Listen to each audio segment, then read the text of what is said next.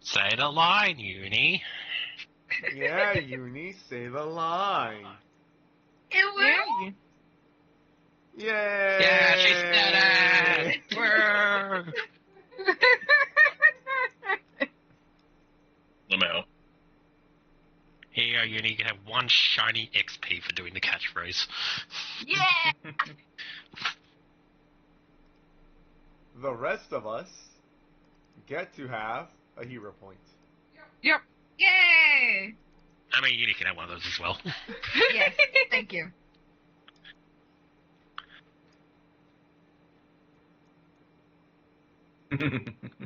Last time on Dragon Ball Z, Scully got a tummy ache. To be fair, I was considering if you even deserve a hero point, seeing as you didn't do anything last week to deserve one. No, we of course deserve one. It's I You took played notes. for you showed up for an hour and then left me. I took You notes. deserted when I me. showed up. I took notes. I deserve my You hero point. deserted me. I took notes. That's Oh, my yeah? God, it's Well- only an hour and 19 minutes. Shit. Go, man. Oh, you took notes, did you? Alright, who's this character over here, Ren? Let me. Did you pink? I can't Oh, think. he's hovering over it. Oh, Hey, fucking- do we have pings back? No. No, not yet. Damn. let That's me- our friend.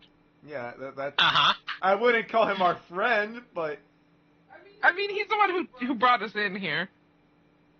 yes. he My is. friend- So what's his name? Ren. Okay, fair enough.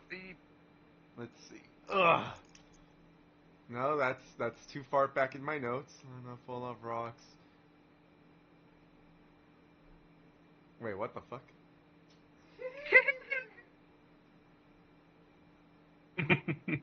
Why do I not have his name? Wasn't it like Theodore? Oh wait, no, yeah, it is Theo. Yeah, Theo. He's the big game hunter for the Duchess. I was about to call her a queen. Alright, you can get your hero point then, Ren. Yay!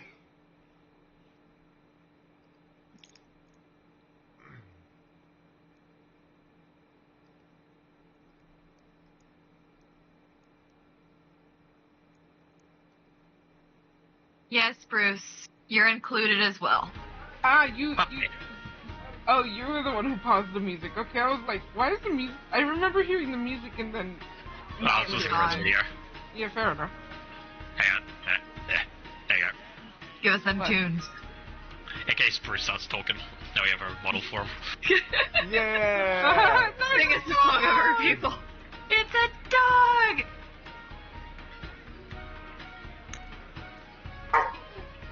Oh, there he goes.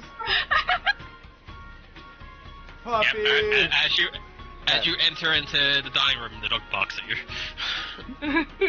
It's because he sees the bones. The bones. But yeah, Right. so last time you guys arrived and met some of the other guests from around the who were also invited to the festival feast here at the Daggermoon Castle. After enjoying some time outside and in the what seemed to be like the main entranceway / ballroom type area, you were all brought into the dining room where you and fellow guests have begun to enter and seem to be either talking to among each other or getting ready for dinner by sitting down. At the head of the table, sitting behind a large roaring fire,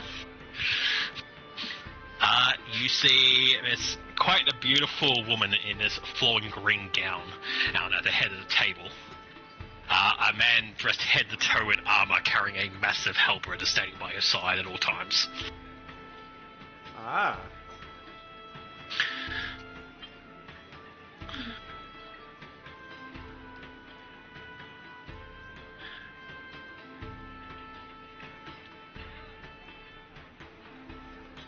Dog.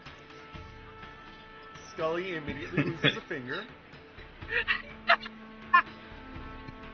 No, Yeah, I just roll, remove the femur and then I can play fetch. Yep, give me a reflex save as the dog eats your hand. Okay, I got you. If you roll 1, you're now without a hand for the rest of the game. Amazing. Alright. You go and begin to pat at the dog, and he sniffs at you, but he remembers his training and does not eat you. Good. That's more than I can say for my dog. He does boof at you by the sounds of it, though. Yeah, I'll just scratch its butt like I'm doing right now. I imagine there's a range seating. I too imagine there's a range seating. I'm saying hello to Dagger Moon Man and the Dragon King. I'll go see. Hello. I am also here. I see what looks to be a pretty... they're called wyverns, right? Normally, but these ones actually have an appearance that is much more dragon rather than the wyvern, who is... So, wyverians are a kind of weird, magical, homunculus mix of the kobold and wyvern race, Right. which eventually resulted in this kind of like weird humanoid race. These guys appear to actually be true dragon, like blooded. Ooh. So they are, Dovahkiin. yeah, essentially. Yes, half dragons. That's pretty cool. Puppy. I apologize for Puppy. Yep, you stop scratching the dog and he's just now barking at you, Scrolly. How dare you. How dare I? Yep, so, as you approach and introduce yourselves, I'm assuming, Hello, I am Kinsey, traveling healer. the elderly man turns to you and gives you, like, a polite bow. And introduces himself as Isvan Ashfield. Isvan Ash. I like this name. Because I assumed you would probably, because it's been a long time for us, but your characters would probably have remembered. Ashfield is the family name for the Duchess of Daggermoon. Oh.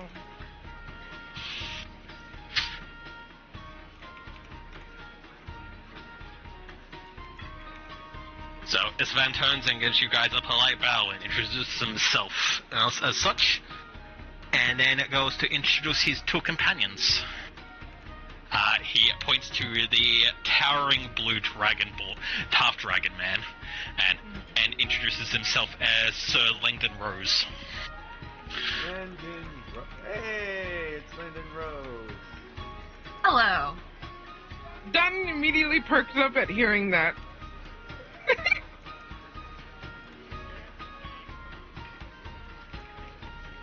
Historic figure. Wait, Don, would Don actually know about Langdon Rose? I assume that considering that Dunn has so much interest in Setsu? Setsu, But- I assume that he would know about Landon Rose, yes. But you can roll for it if you so wish. You may roll for it if you wish, but I'm also happy for you to, because unlike say Clang, whose exploits were very isolated, Langdon was a big player during the Dragon Cult Wars.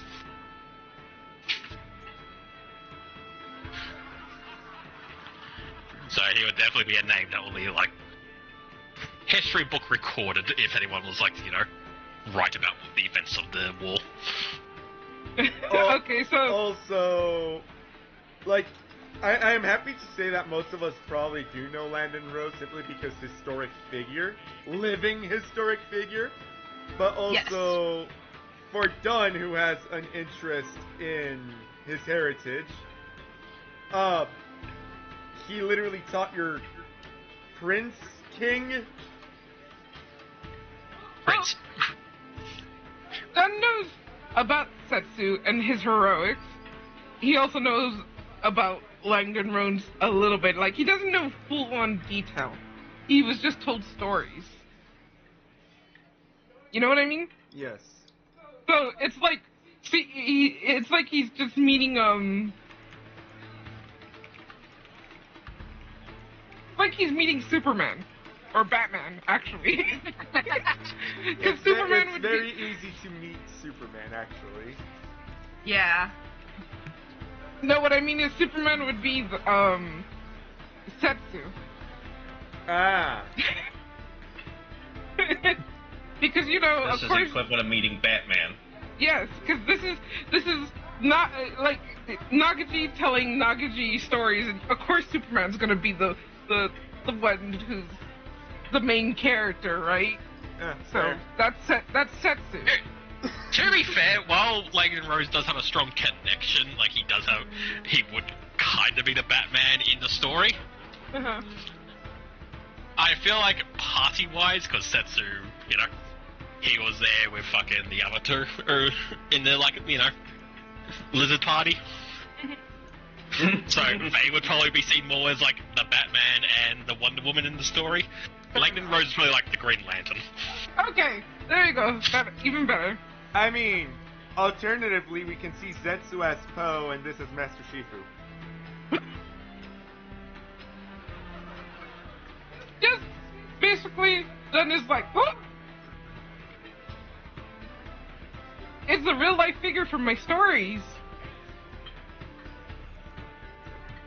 He then introduces the dragoness standing behind him as Cyper Regalia. I feel like that name is familiar. Cypher Regalia. Or Regala, I should like. There you go. Ah, there we go.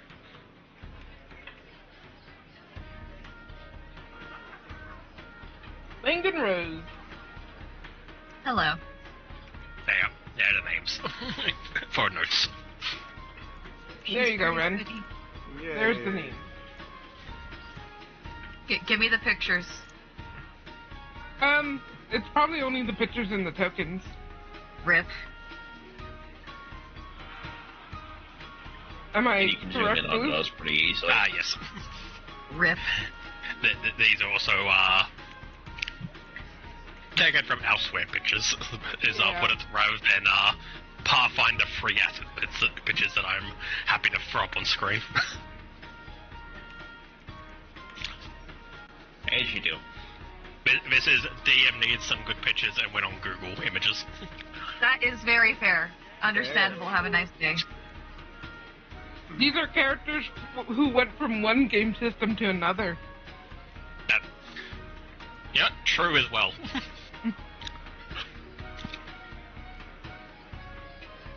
So, If you want to roll Society for Cypher, you can do that as well if you wish.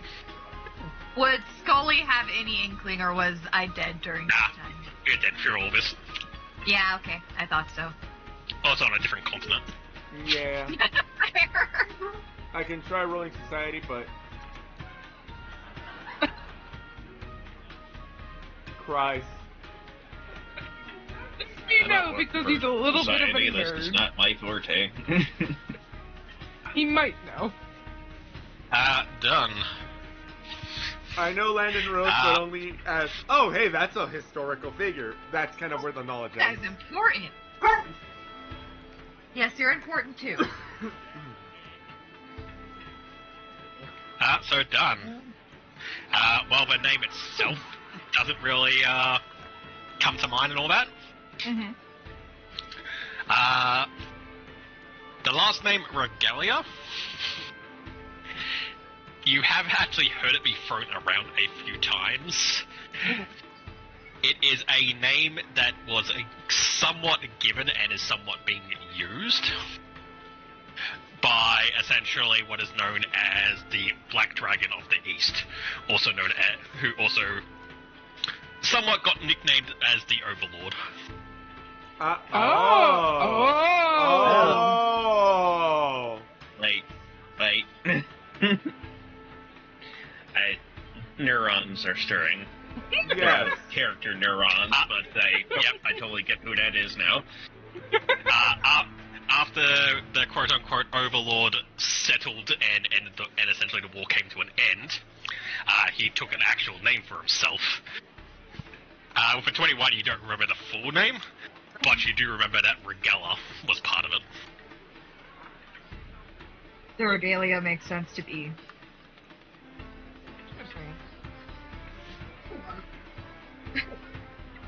Sorry. Up there. I don't know what he wants from me. Treats. I'm not remembering this lady next to Carmen. That's Pierre's daughter. Yeah, that's Theo's daughter. Yeah. That's kind of why I was sitting over on this side, because it was just like, this is She's probably been where acting like the end very is, much of yes. a non-character. Well, she's Exactly, she's an iPad kid.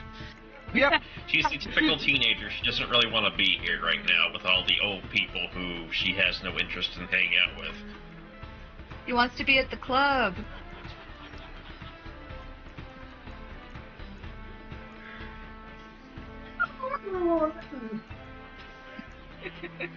But yeah. Done excitedly,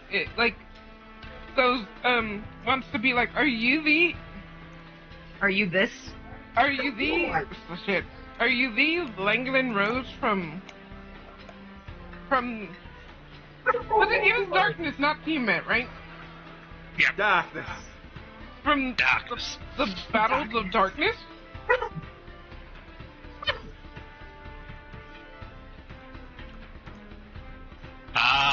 Langdon kind of like looks down at you a little bit done as he tries to like get somewhat of a read off you. The read is he's looking like a fanboy. Fair enough. Oh yes, I think I have a good picture for there. You see like a bit of a small smirk like form on the side of his mouth as he then just goes, I am, yes. I am he. Yeah, This is yeah, just that's how a that works right fantastic. now. Yes, that is exactly done right now. Yes, exactly that. Yes. Also, Nana had food. That's why Puppy was working. Wow. What do you call it? Done is like I've heard many of the stories from God damn it! He's heard many of the stories about the battles of darkness, and I've heard tales of you and Zetsu. The dark battles of darkness. Yeah. So it's official name, just so if you wanted to Yeah. give it a please, proper because name. I don't know what its official name is. People were referring it to as the Darkness Crisis. The Darkness Crisis. I named it the Dragon Bolt Wars. Well, That's another name. That's what it is called in D&D, but you can still call it that because that is still what it was. okay. Wizards of the Coast won't come for our ass. I mean, they can try, but then they have to get through Guild Wars first. Heyo. That's right, I went there. Punch up. Yeah. Yeah, they would probably have to.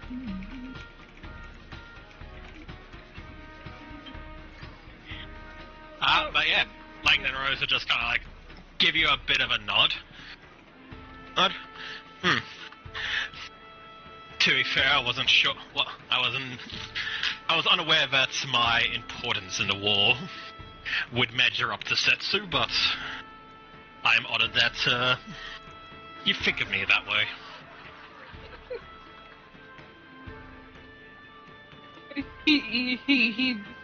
He's just I don't know how to say how he would react, but he's like, oh.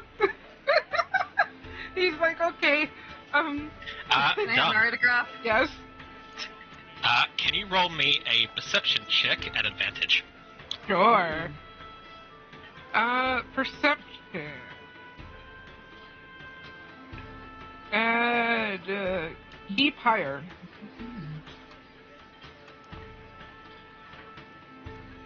19.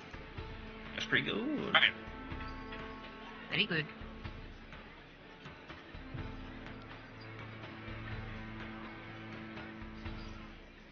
So you only see it for a brief moment as you, like, kind of, like, gesturing and while talking to you a bit. His sleeve rolls down just for a brief second, and around his wrist, it takes you, like, you're kind of second-guessing yourself if you actually saw correctly, but you see a gold band, and with a serpentine pattern is currently wrapped around it. Uh-huh. And in the back of your mind, when you see it, the first thing that, like, comes to mind, having seen it, you feel like you've seen this kind of band before. It is a Nagashi form of a wedding band. Oh, they got married. I love Ninja's distant screaming. That actually just reminds Teku. Oh yeah.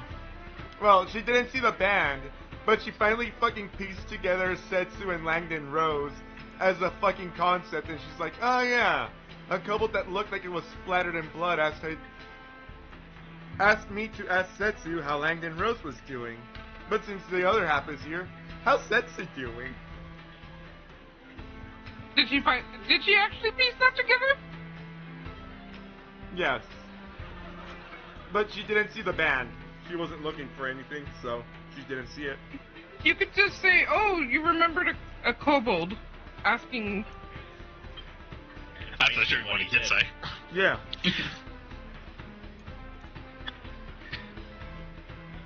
Fuck, my brain's actually... What? Sorry, Ren, what was your character called? Was it Nyx? Yeah, Nick. There's been too many fucking kobolds. There has been. And there will be more in the future. There will be more. There will be more. When you say a kobold splattered in blood, he just chuckles a little bit and says, yes, I take it that you've met Nyx then. Yes. On our way here, yes.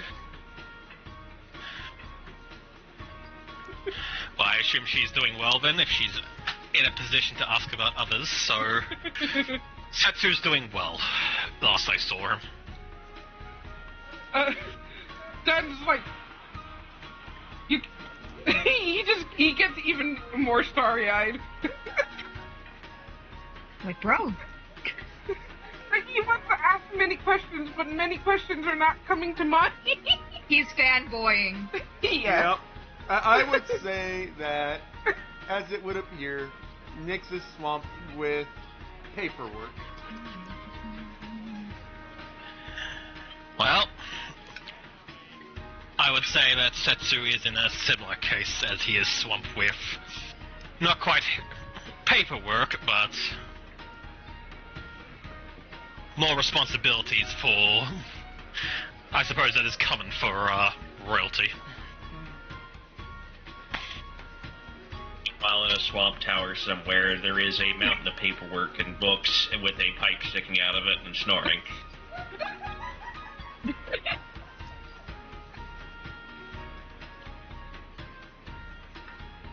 That seems to be the typical adventurer retirement. Yeah. To be fair, I do love the different approaches to work, where one of them is just sleeping away the work, the other one is reluctantly doing the work, and the other one is forced to do the work regardless of things due to royalty. To be fair, Rizik's a wizard. They never do any work if they don't have to. Oh, fair. I was gonna say, I'm surprised Rezix is actually doing work and hasn't just enchanted the paperwork to do it itself. No, he's sleeping behind it. No, I take, for Rizik, I would say he's more like, I don't know if anybody else has read Discworld, but he's like a wizard from there. He's lazy, and no one pays attention to what he does. Oh my god, I love Discworld. I started reading he it and only then gets I up to stopped. smoke and eat. Anyway, move along.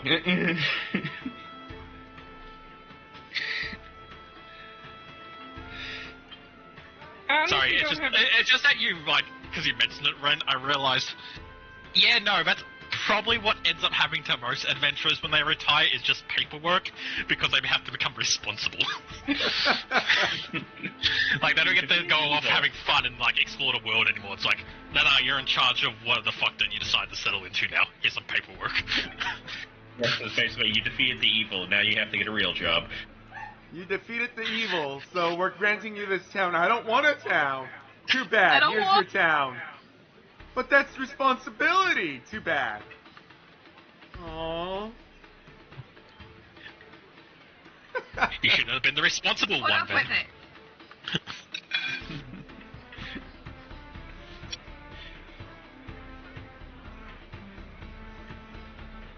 But yeah, with that, you hear a small bell get ringed, and a man dressed in like a kind of like typical chef outfit with like a big apron and a large hat walks in and declares dinner is ready. You watch as the woman you assume is the Duchess at the head of the table then stands up and invites everyone to take a seat. Okay.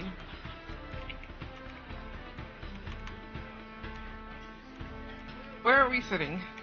I imagine most people have selected seating, so... Yes. Scully's I think just Carmen might have to over move. the table. Oh God! I think... Well, looks like I'm sitting over here so that Dunn can have time next to his idol. Oh, okay. Okay. Well, so there was no selective seat. There was no selective seating. It was just whoever sat down first. Well, we're still waiting clustered patiently. together. He was literally waiting patiently to see where he needs to sit, but stars aligned. He's happy. Oh, hang on, Dunn's happy and we just fix that.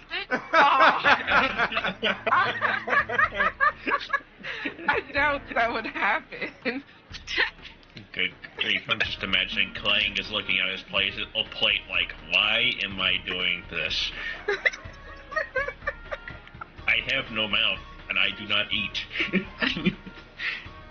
I can scream, but I have no mouth.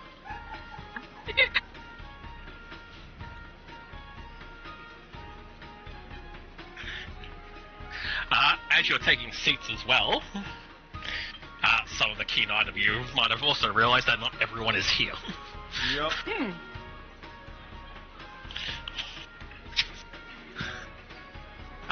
But with that, the Duchess at the end of the table then thanks everyone for coming to share a meal with her, and offers you all to start eating as she then takes her seat and food is brought out and placed in front of everyone.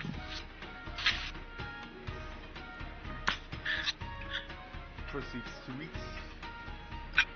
Yeah. I mean, yeah, Carmen would be, just eating normally too, but then, of course, if anybody looks in Clang's direction, he's just, there's this aura of awkwardness around the poor android. Just, what I do here? He's just sitting. He's just staring at a plate full of food and like, what is this for?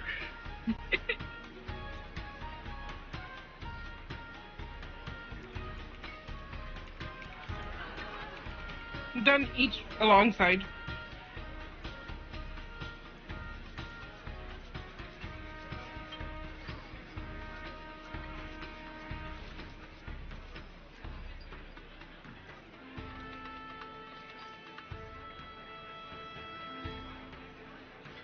All right. Ooh, can we do a roll to see how much we like the food? Shh. What would that roll well. be? I don't know. Roll to see if it's poisoned. Sure, we'll need to do a fortitude save if Have that a happens. look. You know what? Can everyone actually give me a wisdom saving, please? Sure. Oh. Where would that be? Or that's just straight is wisdom. it- no, Will? Will save. Sorry. Well, okay, that's what I was wondering. Oh no. Okay. I'm not Net smart. 20. Carmen is very smart. I have been made the sad because it looked like it was gonna be a 20 and then it just tilted into the 8. Rip. Alright, Dunn and Scully, as the two of you begin your meals. This is some of the best food you guys have eaten in, like, an extremely long time. Especially being on the road, like, this is like a perfect banquet meal. It is delicious. Teku, much like the other two, this is one of the best meals you've had in a long time. Like, it is perfectly cooked. It's perfectly seasoned and spiced and herbed and everything. However, something in the back of your mind keeps, like, a neuron keeps firing. That's, every time you take a bite. You know, like, it's not like, you know, you feel like there's something wrong. It's more, there's a magical spark in the back of your head telling you something is happening, but you're not sure what it is. Carmen, while the food is delicious as you begin to eat, you immediately feel that, like, something was trying to creep into your mind, and you realize that the food has been essentially charmed to make it taste better than it actually is. Well, does it matter if it still tastes good? yes, because it means it's distracting us. I will, because I am getting that lingering suspicion, I will detect magic on the food. Alright, Which would basically just tell me the same thing that Carmen knows. yeah, you're gonna try and do it subtly, or are you actually just gonna start waving your hands and chanting a spell in the middle of dinner? I will wave my hands because I have no fucking stealth. Okay. Then just looks at Teku like, what the hell are you doing? Yeah, your side of the table, who are enjoying their meal, all kind of like glance over to see Teku kind of like waving her hand and quite obviously casting a spell over the food. As you cast detective magic over the food, it has been enchanted with essentially prestidigitation to enhance the flavoring of all the food to make it better than it actually is. Just It's still good. Yeah, it's still good, but the flavor and other senses have essentially been extremely highlighted through magical means, rather than, you know, this being the work of an actual, like, star chef. Herman's just looking. So essentially, whoever cooked this meal is cheating, is the best way to put it. But yeah, Karma would just be looking in Teku's direction, and then once she actually catches her eye, she's gives her a look that's like, I really could have just told you that, could you, if you'd asked. I'm cautious. I continue to eat. Devour. Munch, munch, munch. Munch, munch, munch. Munch, munch, Then munch. just Munch, kind of munch, like munch. rubs, like puts like a hand on her back shoulder and just like, it's okay. Munch, munch. And he's like surprised that he's enjoying it so much. Munch, munch. Munch, munch, munch. I like how the undead just went.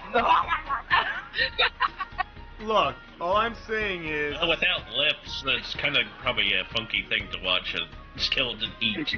Fair. Munch, munch, munch. Like, I am curious sometimes on how Scully eats, like, is it like, you put it in your mouth and it does kind of just disappear from it, or do people actually get to watch it, like, run down your neck into, like, what would be your magical stomach? I personally see it as like it automatically transfers into energy, so there's like, it doesn't go through, it's just in the mouth, energy, that's it. Like, I was assuming the shame, but I was just thinking, like, where does that energy transfer happen? Does it happen in the mouth, or does it happen in, like, the throat? And so people actually get to see it, like, fall through a bit. I don't I think when Scully closes their mouth after putting something in, that it just... Teku was just checking to make sure there wasn't some kind of hypnotic spell on the food.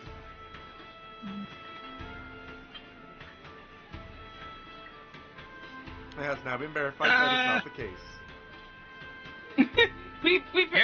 You're decently intelligent.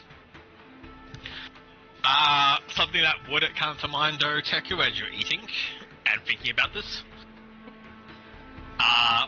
Because the food and everything has been magically enhanced, what flavors and stuff are getting enhanced are magically, like, you know, they are what's being enhanced, so if there's anything else in the food that you would taste otherwise, might be going unnoticed because of the magic. So if there was, like, a really sour food in this, like, meal you're having, you wouldn't notice the sourness because of the magical, like, enhancement of the other flavors. I see. Just gonna add that to the notes.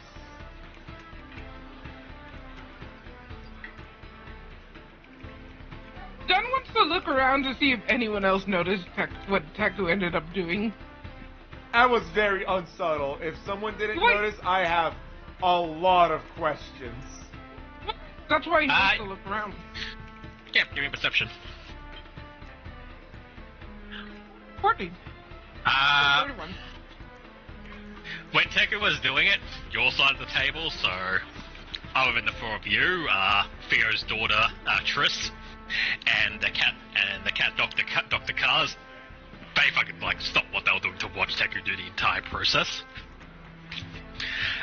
Langdon Rose did kind of side-eyed it a little bit, but also just went back to his own meal and stopped paying attention upon seeing that Teku was casting a spell.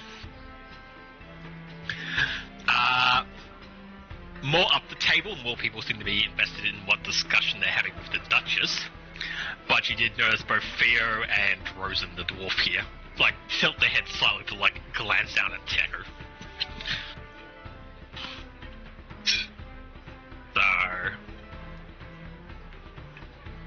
So several people noticed. Yes. I was not Like, subtle. they'll probably be staring forward at some empty space, and unless somebody actually talks to them. That line there, if you can kind of see it, Yeah. everyone below that line noticed, as far as you can tell. So the majority noticed. Yes. Yes.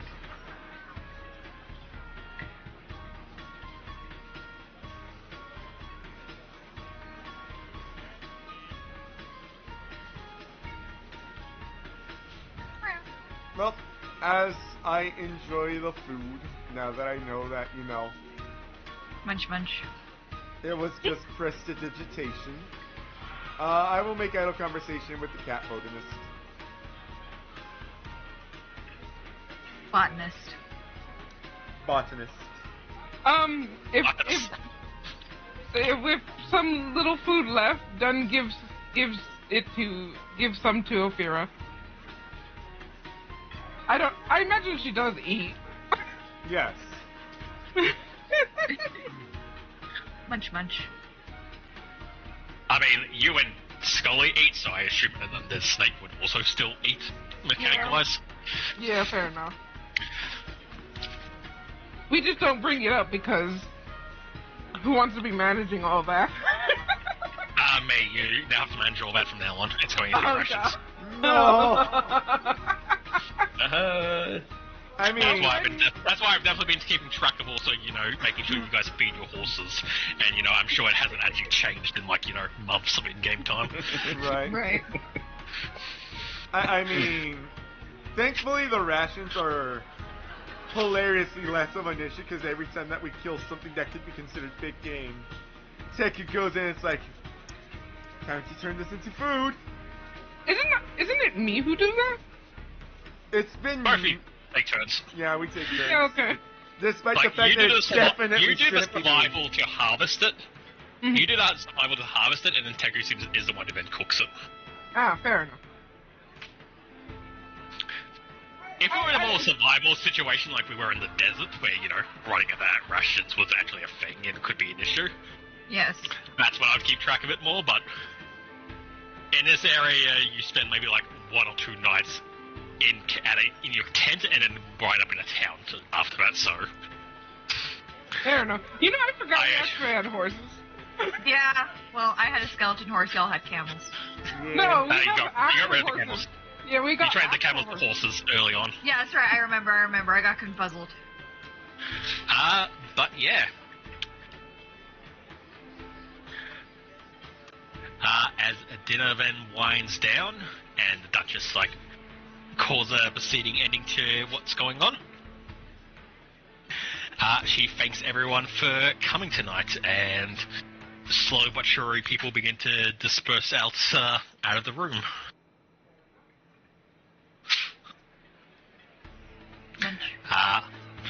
Eventually, you watch as Theo gets up and invites you guys to go with him as he gets ready to leave as well.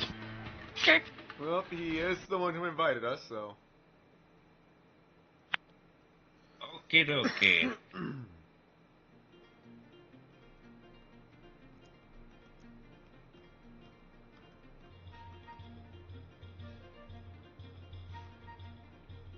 Well, am I glad that dinner went without incident? Knock on wood, knock on wood, knock on wood. I mean, All right. yeah, I mean, like, the after party could go to shit.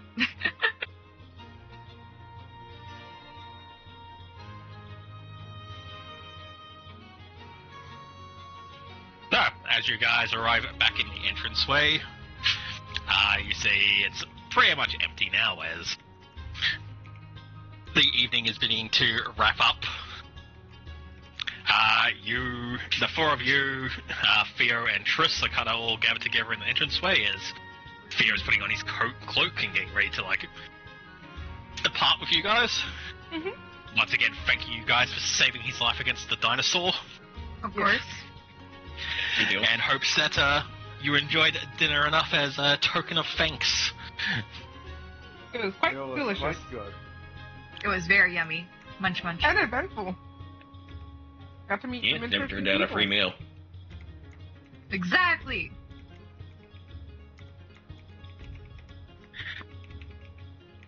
As you guys are also getting ready to wrap out, you can see, like, looking around, the band is also, like, packed up. The two dancers have wandered off to wherever they've gone off, and the rest of the band is kind of, like, putting away their instruments.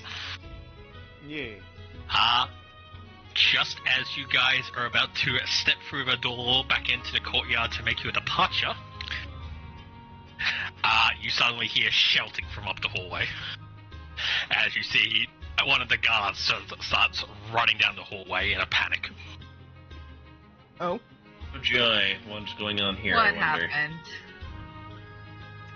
Do you go to investigate? Yeah. Yes. Alright. Chasing after the guard, you see the woman with long red hair in blue armor who you overheard as Lana, lead you guys into what appears to be a library. Oh. At the end of the library, you see both Istan and Langdon Rose, along with the other guard, Fola, standing around one of the guests that you saw earlier, the woman in the green dress who you didn't have a chance to talk to. I did She is see her in the currently dining hall, but slumped in a chair and is not moving. Oh. What did you say, man? I did see her in the dining hall, but she was like right next to the Duchess.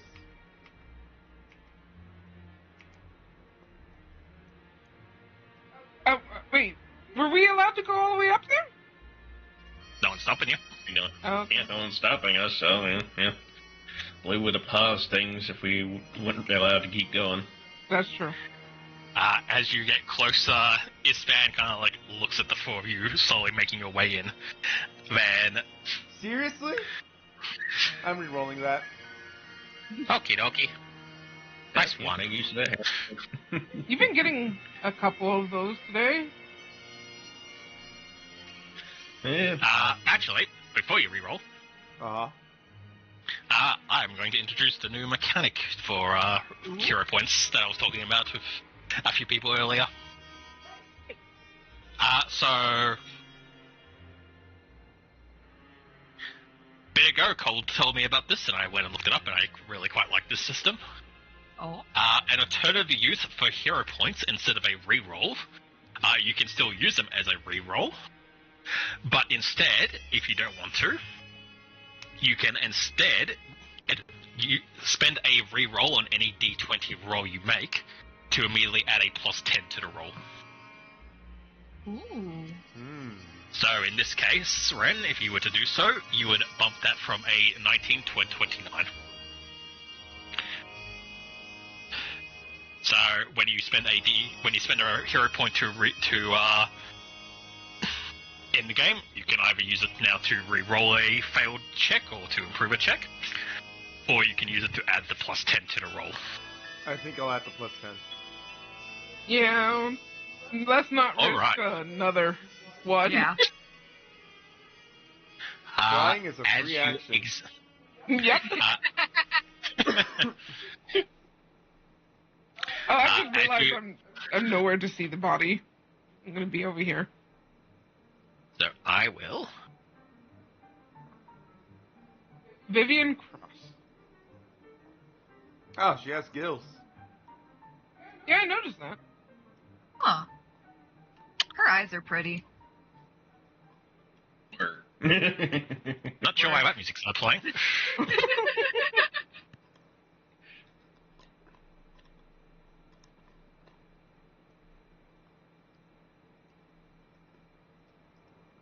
There we go.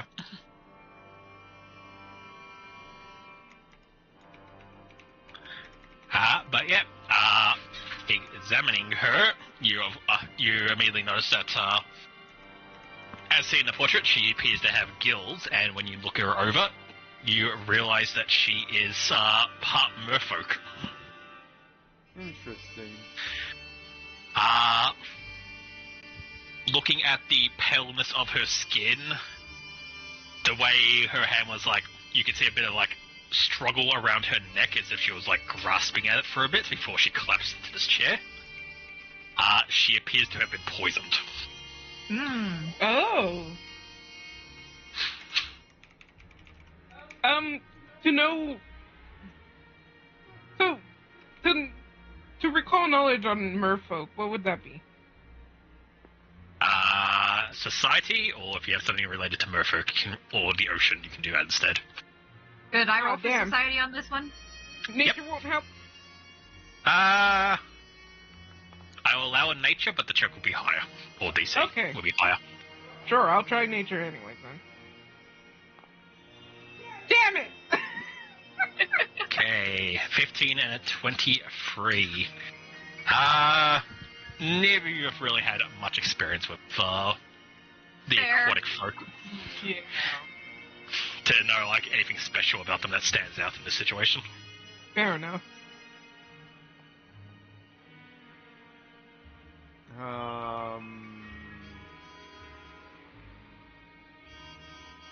Like, I could have done the whole hero point, but I don't think 25 would have been better.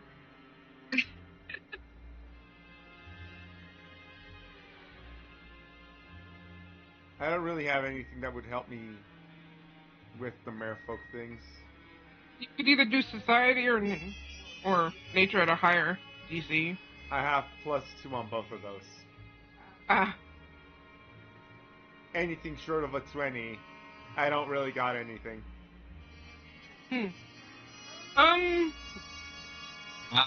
Examining the poison Ren, Yep. or examining how she died.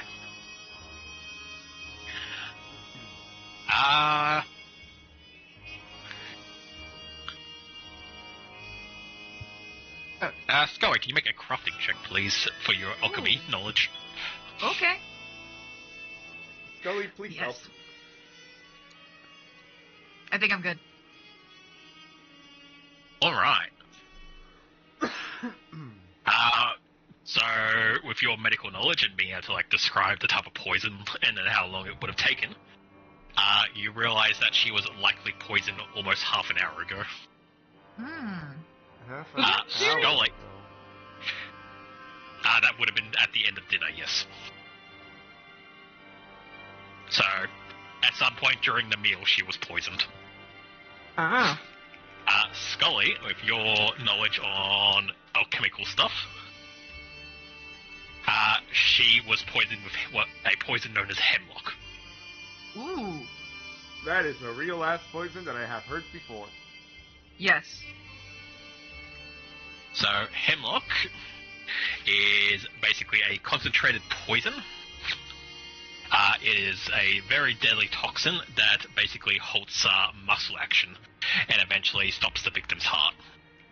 Oh, that's gruesome. Oh, So, there we go. first basically all her muscles would have frozen up first, which means she wouldn't have been able to move or breathe, and then eventually her heart would have just stopped outright. Jesus. So whoever did this, you have a feeling, did not like this woman, because they could have picked pretty much any kind of poison, but they picked a particular deadly strand of it. How common is cruel the one. knowledge of hemlock? Knowledge of hemlock, or... it's a pretty... Anyone with, like, sufficient alchemy knowledge would probably have read about hemlock in, like, a crafting book or, like, medicine of, like, biochemistry and stuff like that. Like, it is a toxin from plants and stuff, so... Anyone who's read about anything, like Scully, for example, would know about it. Right. If you're curious on how powerful of, like, mechanic-wise, where hemlock sits...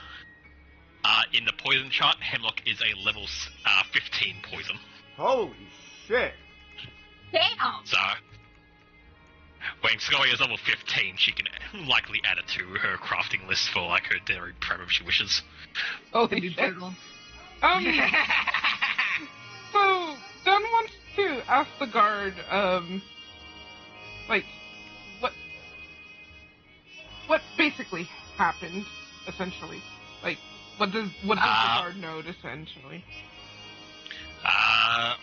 So, the guard follower, she tells you that she was hearing what sounded like a struggle when she was on her patrol of the hallway, and when she came in here to investigate what was going on, she found Lady Cross here, slumped in a chair, unable to, not responding at all. Upon saying that, both Langdon Rose and Isfan tell you that they heard Folia then calling out, and as they were nearby, were first on the scene.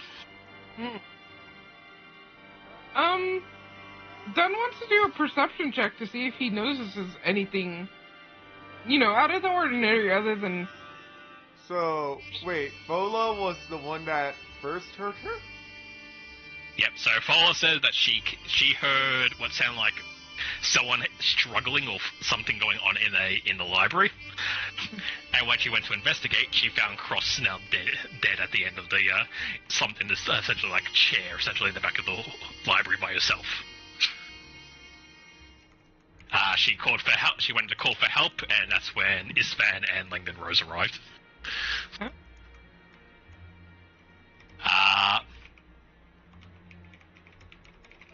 The four of you then saw, so just to recap events, you then saw the second guard, Lana, running down the hallway, and you followed her in here. Alright. Interesting. Rolling to see if I see anything. That's a decent perception check. You also have some good perception, right, Carmen? Do you want to... Yeah, I could see what I can see around here. Glancing around the room at the other four and to see, like, try and read their facial expressions. Langdon Rose and Isfan both look very concerned about what's going on, and that's a big fucking dog. Sorry, I looked out my window and I think and there's a guy who's walking his dog and I think it's a fucking Great Dane. That'd be a big old doggo, yeah. Everyone who was here because they were of interest to the Duchess. What was Vivian Cross that made her,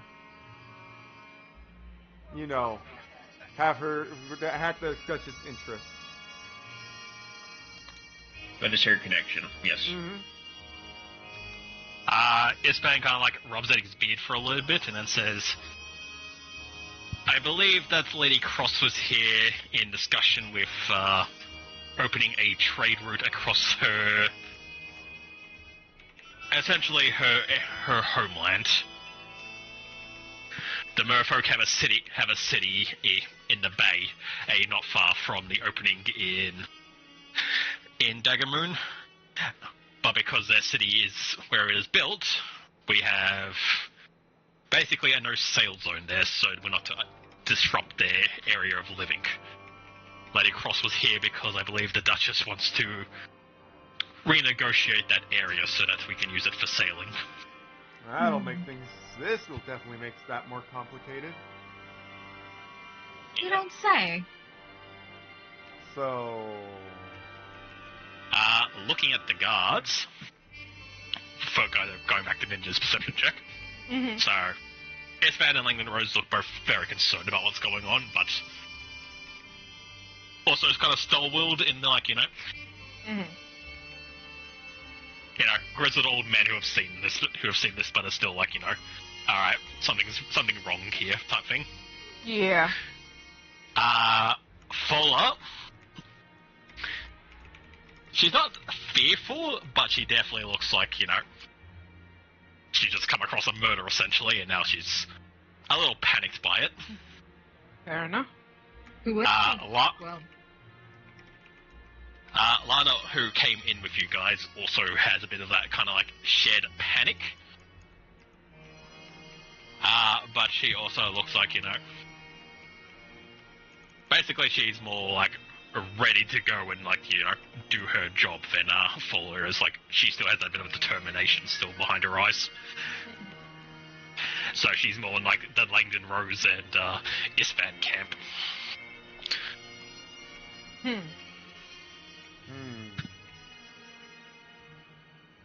And Theo's just not caring. I feel like I have a thing I can use. Hold up. I wouldn't say she's not caring, it's just... He's just staying away. If you look over at Theo, he's not exactly smiling, but he looks like he's scratching at his chin. He seems to be thinking, and you can see, like, neurons sparking behind his eye. Something's definitely going on over there.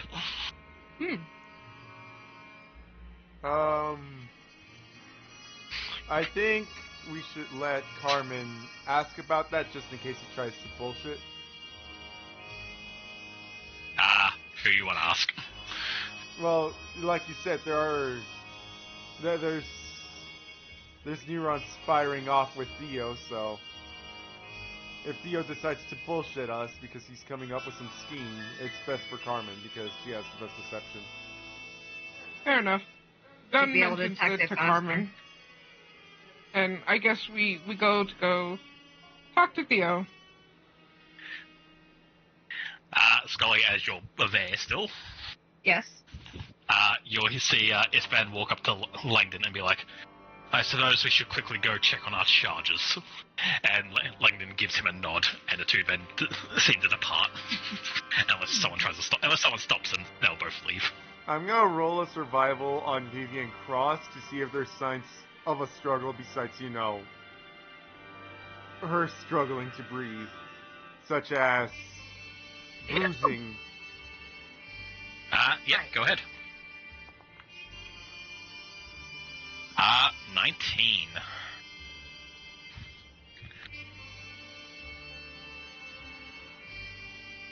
You definitely see a bit of bruising. So, are you doing like full body, like, taking off her jacket and stuff like that, or are you just gonna like examine around like her face and stuff that's visible? How detailed are you going in with this? Full detail because, unfortunately, All right. it is easy to hide welts and other forms of damage under clothing. Yep. If you take off her jacket and part of her shirt and stuff, you'll see that she has bruising in her along her arms and around her like torso area, It looks like she's been in a fight, like, not recently, but within this week. So she had an altercation somewhere. Or she ran into a door. No, this doesn't look like run into a door damage. This is definitely she's been punched or hit. I don't know, sometimes you can run into a door really hard. Okay, but multiple times? She Yeah, kept running into the same door! He's very clumsy. Some stairs. Dunn and Carmen, as you approach Theo, he kind of looks at you guys, kind of claps his hands together and just goes, "My friends, I just had the most wonderful opportunity idea." Well, Copper, for your thoughts. We've had a tragic murder here in the Duchess's own home. Surely she would be very rewarding to the person who found the culprit. And the four of you look extremely capable, as you've proven to me by slaying my prize to her earlier. Sorry.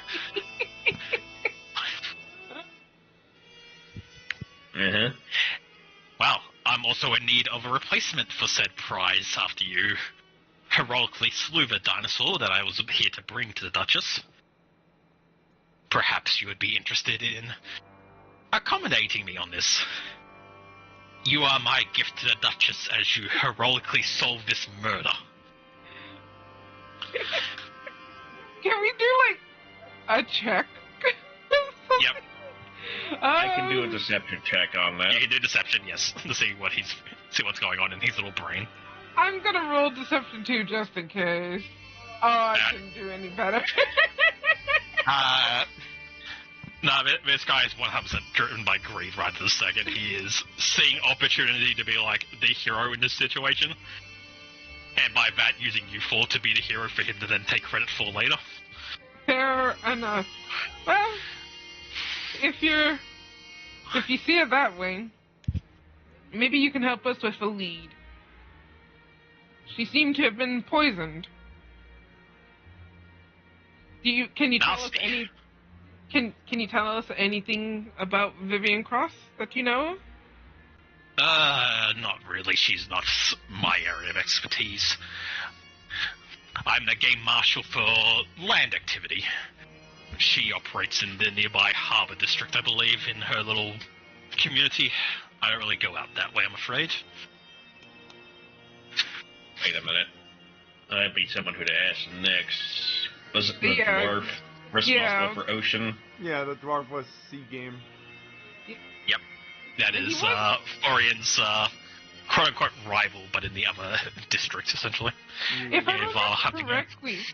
Oh, sorry, go ahead. No, I was just confirming, yes. If I remember correctly, when we first arrived, he was angry at her, wasn't he? He definitely seemed to be, like, he wasn't shouting, but whatever they were talking about, he was getting flustered about.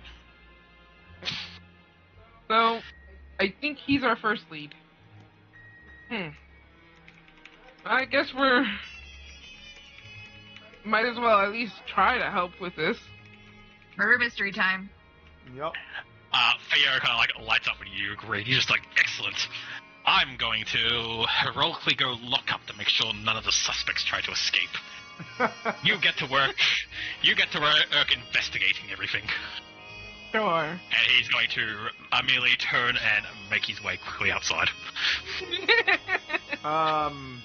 If you watch, he kind of, like, runs towards the courtyard.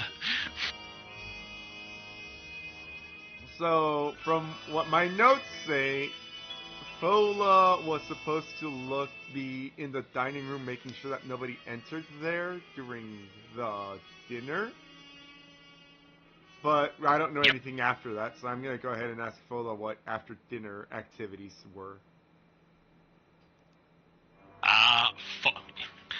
Fola lets you know that she like gets up and like makes herself more presentable before, so you know she's not like kneeling next to the body anymore and just like kind of like panic state and tries to like get her nerves back and simply says, Uh, well, after dinner, the guests who were just here for the night, such as yourself, were planned to, you could stay and as long as you liked, obviously, but we planned for you to eventually funnel out, and then the more permanent guests who are here for more lengthy stays would eventually head to their rooms.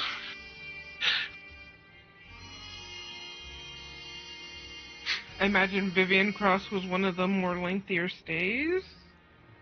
She gives a nod.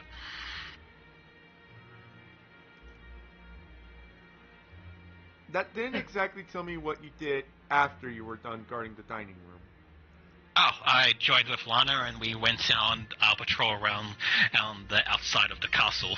She took the west wing and I stayed here in the east wing.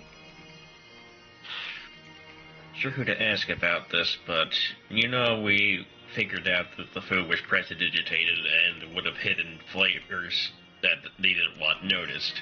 Who would have known that? Because that would have been the perfect time to slip poison into the food. I was suspicious about like a chef or something. Yes, that would really just be the chef's expertise. I don't know who of the guest list would know that. Hey, Scully. Yep. Yes. You wouldn't happen to know if hemlock has a flavor. Because it might not need to be hidden. I imagine it's bitter, but could I roll to decide that? Also, go ahead, Ninja. I was gonna ask the guard. Yep. Who else is staying in the castle? Yes. She let you know that tonight the permanent guests who are staying were, of course, the Duchess herself and her uncle Isvan and Ashfield, as they are obviously very permanent. Yup. He believes that, she believes that Lady Cypher Regala and her bodyguard for the evening, Langdon Rose, were staying the night. Aye. Lady Cross, and then the foreign guest, Julian and Maddox. We're going to stay as well to discuss business with the Duchess in the morning. All other guests were planning to leave in the evening to head off to, and we're just here for the evening meal. The dwarf's name was? Odlind Rosen. Also, can I roll about the hemlock? Yes, roll a crafting check, please. Okie dokie. Ooh, I think I know. 7. Let's see, hemlock. Hemlock is it is a plant toxin, and that you then congeal into a actual poison, essentially. So it's concentrated plant venom. Right. Venom implies that it bites. Oh no, sorry, Poison. toxin. Yeah.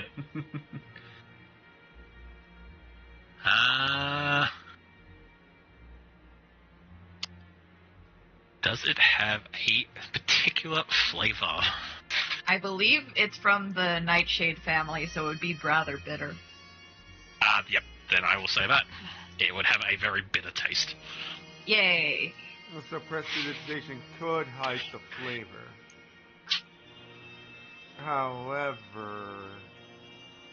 It'd be a matter of, like, when was it put in? It Like, would be a matter of when it was put in, but I not want only... to talk to the chef well- if we can. Well, with your crafting knowledge, Uni, on poisons and stuff, you know it has an onset of 30 minutes before it kicks in.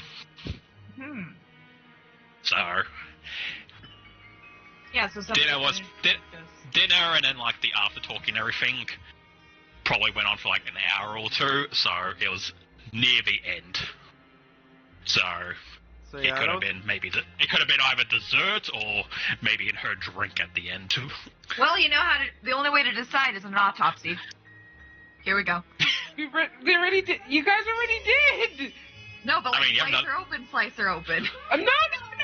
I don't think we have that kind of medical advancements in this I mean, See, it's there is doing surgery. last. There is surgery and autopsy and stuff. It just it may not be a good look if you just start cutting up one would guess. Yeah. Also, technically, if they wanted to, they might be able to revive her. So Yeah. don't start cutting her up. Oh, yeah, that's right. Necromancy's a thing. Magic is a I thing. should know. I should know necromancy is a thing. Fine But resurrection. yes, Scully often forgets she's a skeleton. Wait, I have a body recovery kit. You but do yes, have so- a body recovery kit. Yes, you do have that. Do you want to use it to preserve her body, I guess? I mean, it slows the decomposition process, so, like... It means that, like, also, just to go back to the medicine thing, yes, like, actual surgery and medicine, like, it's not just all magic, that's what your fucking, like, battle medicine and medikits are. It is literally first aid. Yeah. So, you know, actual surgeries, like, people who don't use magic to heal people are a thing in this world. It's not Yeah. just, you know, medicine has completely stopped because everyone just uses fucking cure wounds for everything like in D&D. Right. Well, to be fair, I don't know exactly what level of medical technology we are at. And autopsy to my brain sounds like extremely high level of medical technology. They were doing autopsy I mean, back it's in the pretty Victorian era. basic. I Yeah, did like, not you know just that. slice them. Yeah. That's It what used Grave to be Robber. like a whole event. Like, they'd invite That- people to go witness it. Oh. Also, there was an actual, like, hidden profession. Like, it wasn't meant to be, like, you know, publicly known because it's horrific, Yeah. but what they would do is they would hire people to go and dig up graves so they could do autopsies to study them.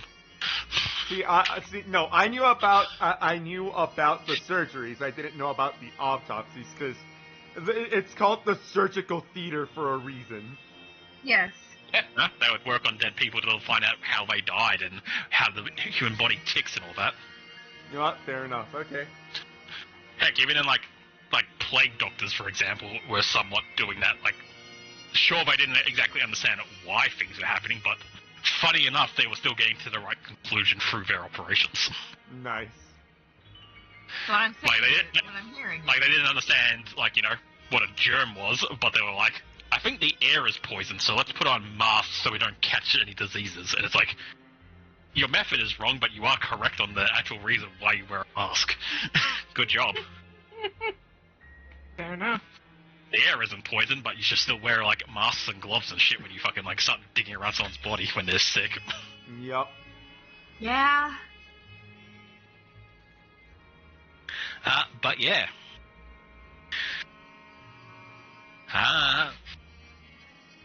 Wait, do we actually know if she's dead and not, like, paralyzed or paralyzed? something? In a coma? Yeah, with friends medicine check, I'll say yes, she's dead. Okay. Just have to ask. Because you did say that the muscles kind of spasm up.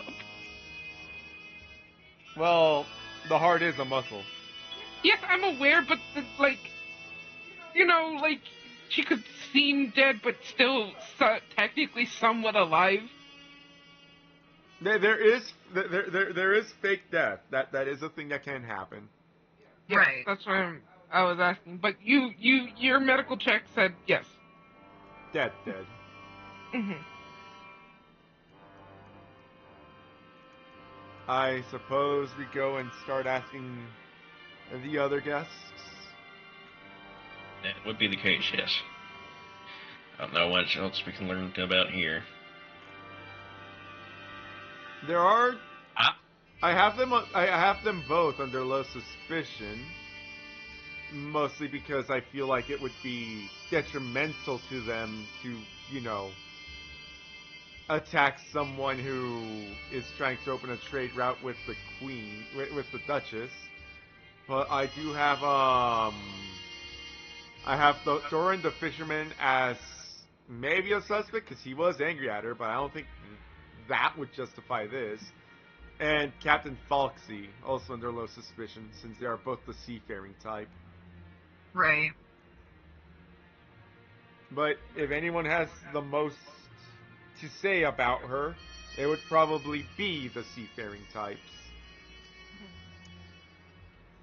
Right, well, let's go see if we can find other people.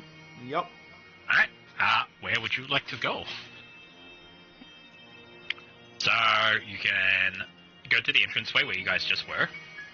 There's the courtyard, which is the exit to the place. There's the dining room. You can ask about bedrooms to see if anyone's in their rooms. Or you can tell me something else, we can go there instead. I still want to bother the chef, but... I want to go to the kitchen too because I want Scully to check what were essentially basically all the plates to see if there are traces of the hemlock. I obviously don't think all the food was poisoned because then we would all be fucked, but exactly. She ingested hemlock somehow.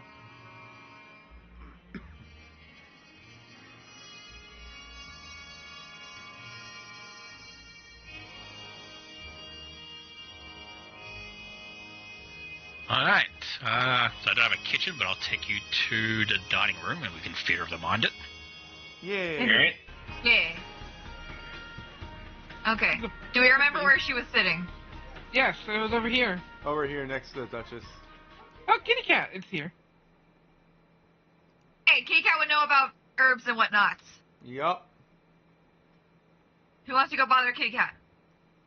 I've been talking to the cat pretty much all night, so I might as well. No camaraderie.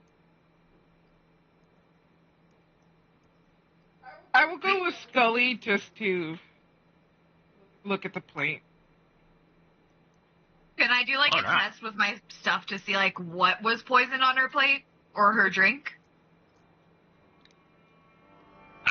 Yep, you can do crafting to see if you can find traces of hemlock anyway. 31.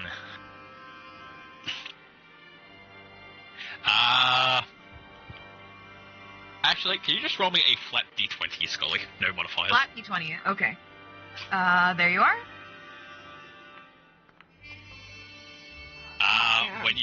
When you go to investigate it, you find that most of the cutlery and stuff and glasses have already been taken away to what you're assuming is the kitchen to be washed up. Dang. That was essentially a luck check to see if there was anything there to investigate. Is there anything else I can find? No. So. Damn. Pretty much. So, ignore what the table looks like. Pretty much, it's clear now. Is everyone's plates gone then? Yep. Okay. Teku and Carmen, you find Dr. Carr and basically the butler slash servant who's been like bringing everyone who's been operating inside. Basically, still here. Yay. So Cars turns to you as you guys enter. Hello again, everyone.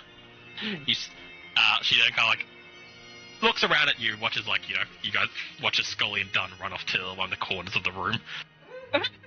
Is everything okay? You seem to be in a panic. There's been an incident. A murder?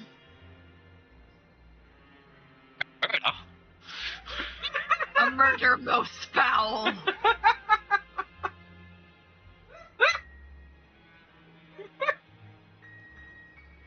We're looking Heavens. into it.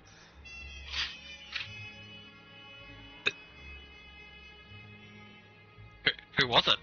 I mean, who's dead? Sorry to say it that way, but There's no better way to put it. Vivian Cross is the deceased. Merfolk lady. yes, I've met her a few times at these parties. I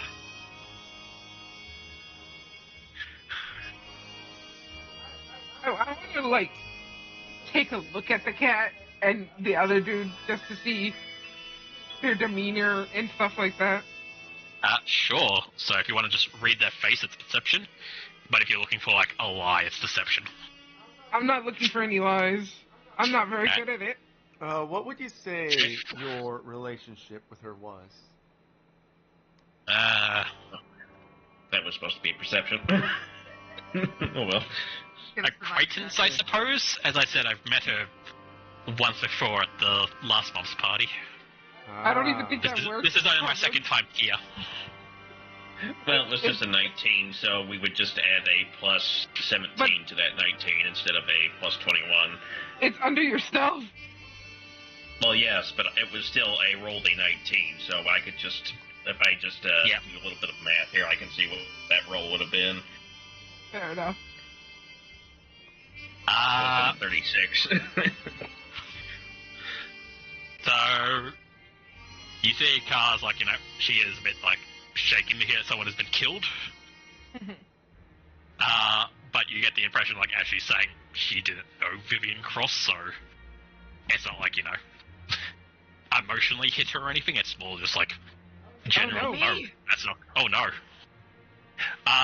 The servant, as soon as you've been like, someone's dead, it fucking went like, why does this sheet in the back? It's just like, oh. And like a scared or a guilty? Scared. As in, I'm not even a level 1 NPC, please, and someone's been killed near me.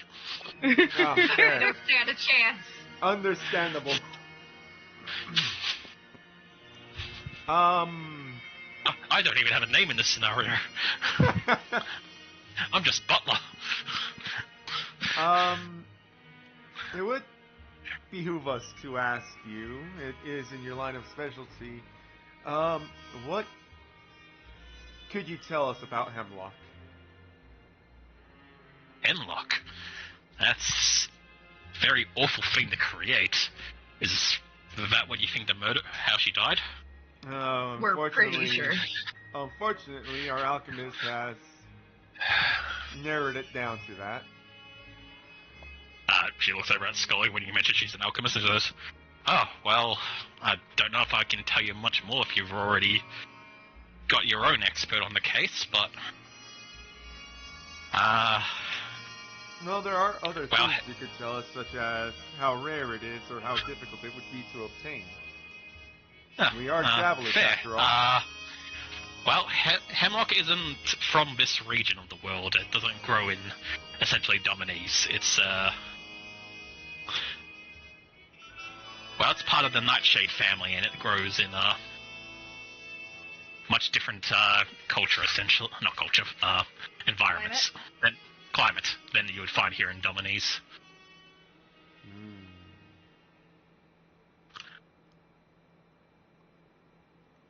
So, Hemlock is rare for the region.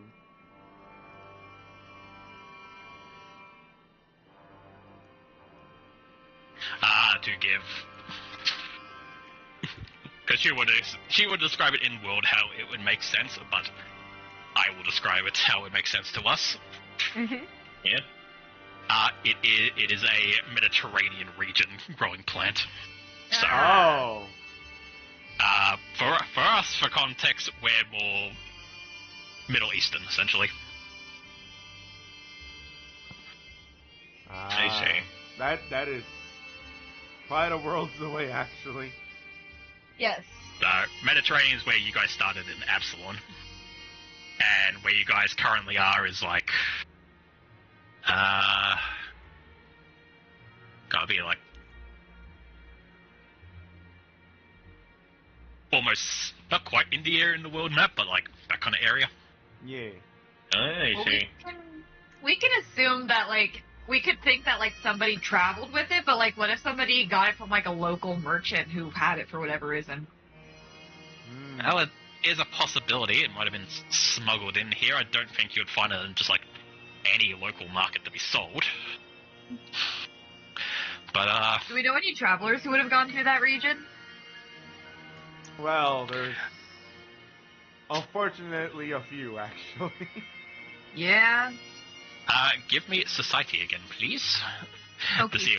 Just to see what comes to mind for you guys. Society. I don't know Nope. shit. Society, I guess. Also, I elected to Google it, and people apparently use hemlock for bronchitis. And asthma. I mean, I assume like most other like nightshade things, if you use it in small doses, you can use it in like a lot of actual medicine. Yeah, well, this is also on WebMD saying that it's used for that, not that it's good for that. Ah, okay. Oh, fair. It's one of those things that people think like will work, but is good shot of killing you. I mean, if you stop breathing altogether, you no longer have asthma.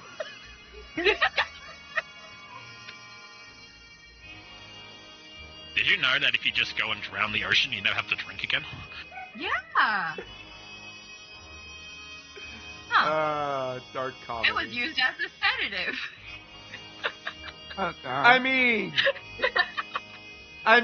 Alright. that's one fuck of a sedative. It makes you stop feeling all the muscles.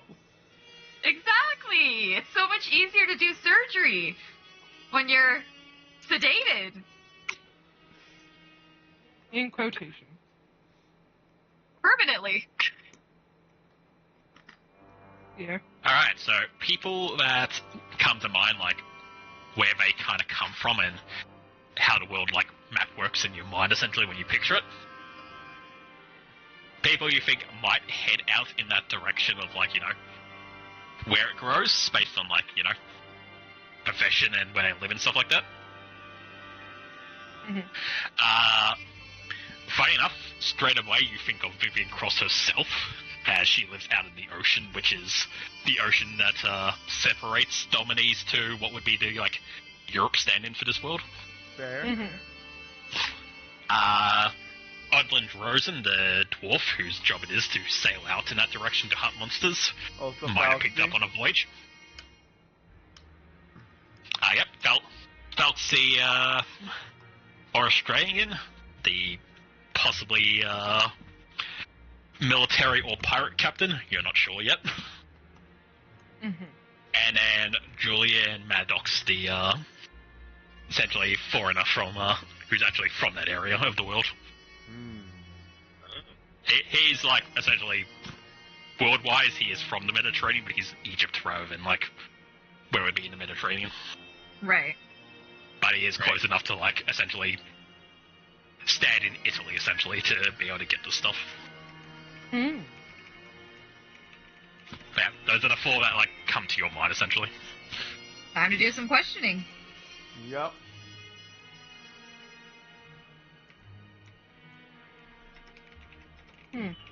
Well, I suppose they're probably locking down the place, so I'm assuming we'll be here until they find the killer, so if you need anything else, I'll be around somewhere, I'm assuming.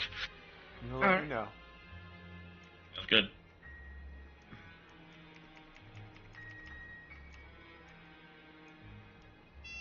If you want to investigate the chef or ask him, Yeah. this guy's gonna be the stand-in token for staff.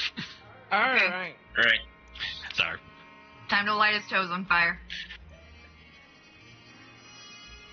Slow your roll. That's an Oh, yeah, actual, sorry. that's an actual phrase. That's an actual phrase. yeah, I know, I'm aware.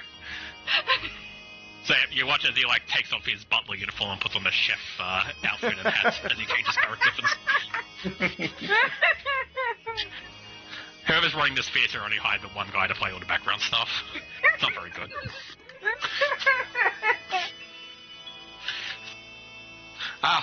How can I help you, people?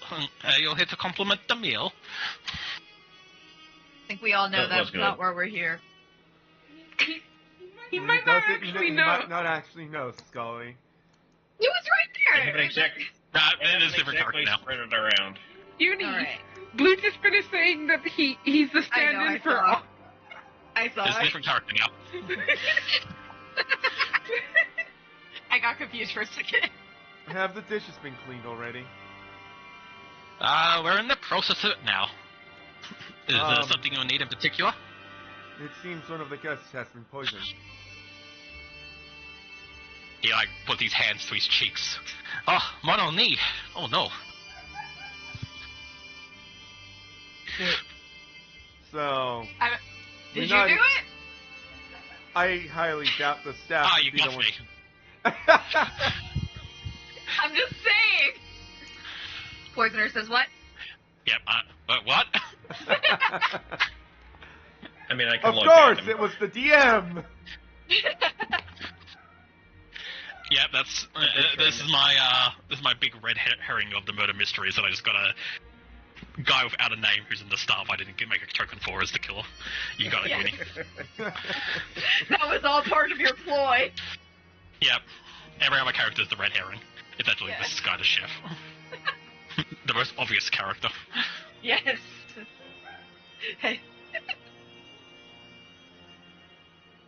We aren't particularly thinking the staff did it, but if poison found its way onto one of the plates, we would like to know which plate exactly it would have been. And like, did anyone actually go through the kitchen who wasn't typically supposed to? I mean, we've been very busy tonight preparing for dinner, so it might be possible someone slipped in at some point, but for them to know which meal would end up in front of who is unlikely. That is a good point. Potentially. Because we all got the same thing, right? Aside from the poison. Like, food was basically spread across the table, but I will use the actual art we have. You can see it's basically the same meal everywhere. Like, Right. a big chicken, a big chicken, a big chicken, some bread and cake, but it's like, evenly spread so everyone gets the same meal. But you can take what you like. Fair enough. I was gonna say that unless the meal was specifically prepped for the dietary needs of different species or races, so. But if that is not the well, case, we do prepare some special meals for certain people, but who was it who died? that would be Vivian Cross, Merfolk. He goes over and you see him pick up a sheet of paper and look through the names. No, she's not one of the dietary needs people. Ah. Out of curiosity, who was? Let's see. DM frequently looks at his notes. Well, we have the Duchess herself, Lady Ashford. She's very particular with her meals.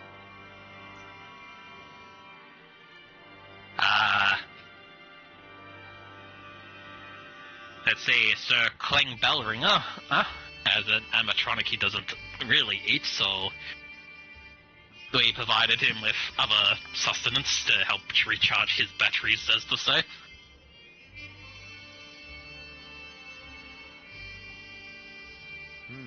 Julian Maddox. Ox requested a special meal for himself.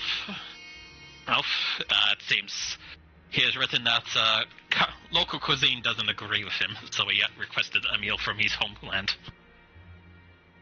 Hey. What's his homeland? Insert word for Egypt here. Okay.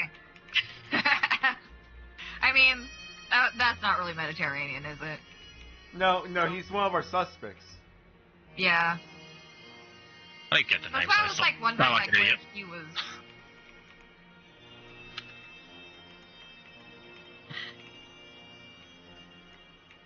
Let's see. I don't per se remember Julian Maddox for some unknown reason, and I wasn't Howdy. finding You him in my mentioned- notes. So you didn't really get to meet him because Theo basically took control of the conversation immediately because he was the first person you guys met upon entering. Ah. Well, yeah, I should have known because, well, I love Pathfinder, they are very uncreative names. He is from the country of Osiron. Like Osiris. Osiris. Nah, that's super creative. So Julian Maddox, is the one that I know the least about. So it does feel like he would be very high on my suspect list. Mostly for me right now because I don't know what it is that he is of interest to the Queen for. Because Captain Falksy and Doran have showed up quite a lot on the suspect list simply because they are, seafarers. But I suspect that thing is, neither of them... Doran is also an employee, as he's her game hunter for the ocean. Yeah, so I feel like Doran and Falxie very much feel like red herrings, simply because they wouldn't want to fuck it up for the Duchess. Mm-hmm. However, we also don't know if they stand to gain any benefit from sabotaging this. Are we sure it was always meant for Vivian? We do not, actually. Because she was sitting next to the Duchess. It could have been meant for the Duchess, but also the Duchess has very specific dietary needs. Or is very picky about what she eats. Yeah, but like, the food was enchanted, right? To like taste better. The food Yep. was indeed enchanted. Who's to say it couldn't have been enchanted to like be intended to taste exactly how she likes it? Actually, I will Oh, yeah. ask the chef about the prestidigitation on the food. Are you accusing me, the great chef of Duchess Ashfield herself, of using magic to spice my food? How dare you? Yes. If you are Well, telling me you're correct. that I do. Well, that was easy. I was about to say, if you're gonna tell I me wasn't that expecting you to push back so quickly. Yes, I have studied a bit of the arcane field to improve my meals to keep my position here. You know what? Fair Fair enough. play, bro. Understandable. The Duchess demands the best, and if you do not provide the best, you'll no longer get to be here. So I will take every advantage I can. Was the magic used on her meal then, too? No, her meals are made by others, not myself. Huh. Right. Interesting.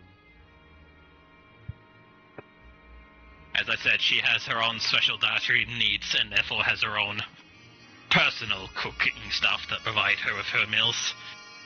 But she still wants to look best for all her guests, so if they do not walk away satisfied, she gets quite mad.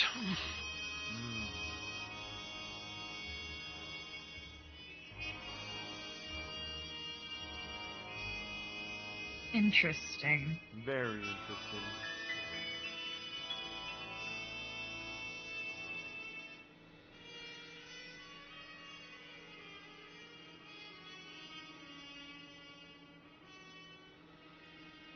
I'm trying to think.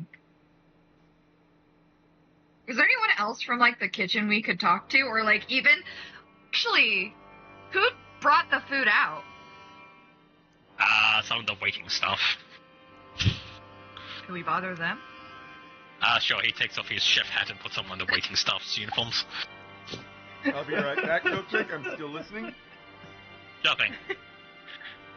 So I have silly little theories, but so something that we forget to think about is that we're playing in a magical world where many races have immunity to poisons. So there is a high chance whoever technically had the hemlock probably used it as a way to season their food. That would be kind of funny. So, out of game, I will say that is exactly how my Pathfinder dwarfs work, because I think that's exactly how that should make sense. That if you're a race who basically resist or straight up ignores like poison conditions, you would spice your food with fucking everything. We do with like That's chili and humans stuff. work. Like Most we do that with people are, like weak to capation, and we put it on stuff intentionally. yeah. So you know, if you had a race that was basically us, but even more resistant to that shit, they would throw fucking everything on their fucking food. So dwarfs who are just like in game that powerfully resistant to fucking poisons and stuff, that is exactly what their food is. It is like everything we wish we could eat but can't because it would actually just kill us. Fair enough. Which is why I literally made the dwarven menu.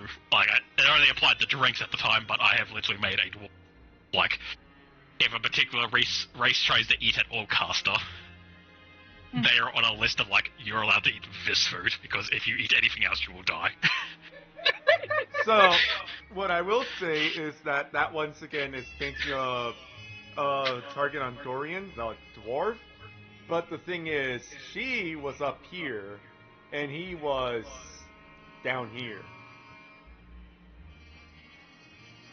That's quite a way for the Hemlock to travel. Yeah, no, fair enough. Eated it. Did anybody get up at all during the meal? Possibly if they went to the bathroom or something. But we weren't paying attention to that. None of you were actively saying, I want to look at things, so... Yeah.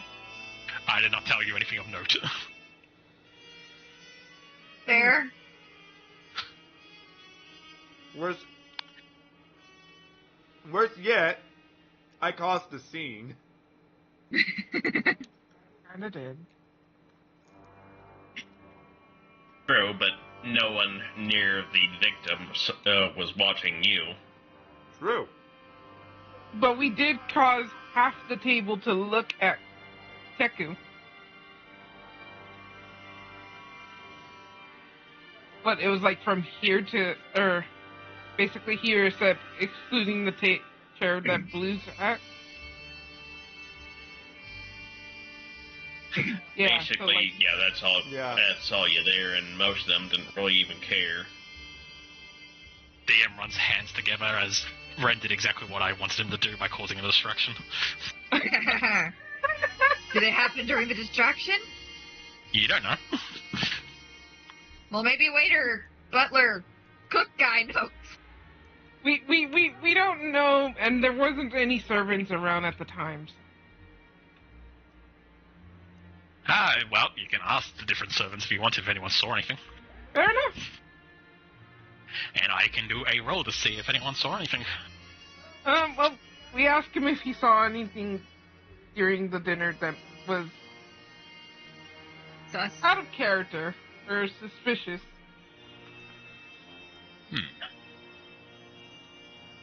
He saw Teku. Let's see. A 10.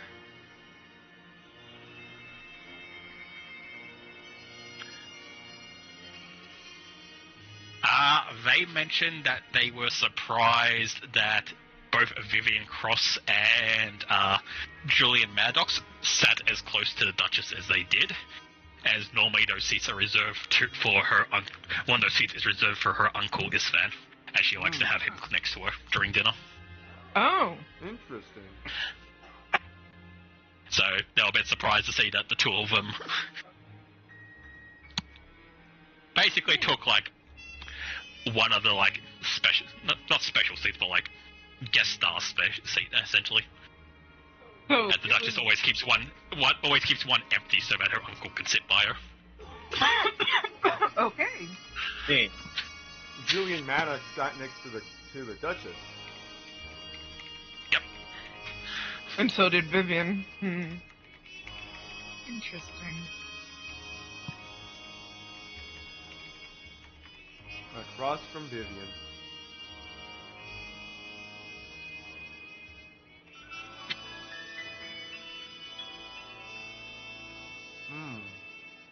Anything else we need to ask? Sorry. The wait staff, or should we find someone else? I can't think of anything to ask the staff right now.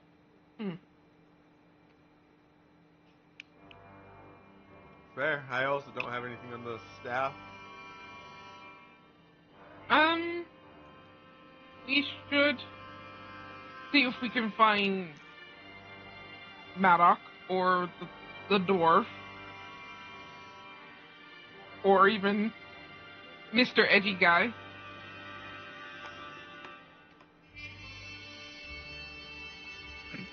I do want to know why Foxy wasn't at the dinner.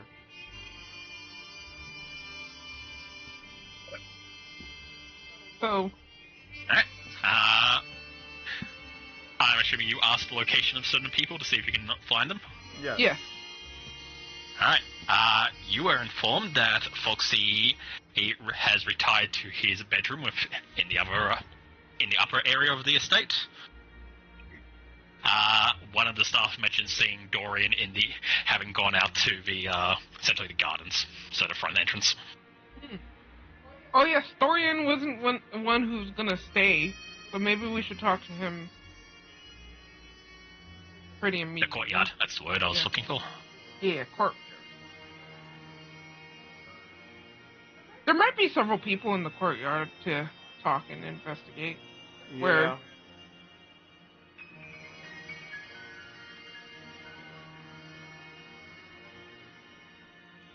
Do we agree on going to the courtyard? Yeah. Sure. Well, that's 3 out of 4. Alright, you guys make your way Alright. to the courtyard.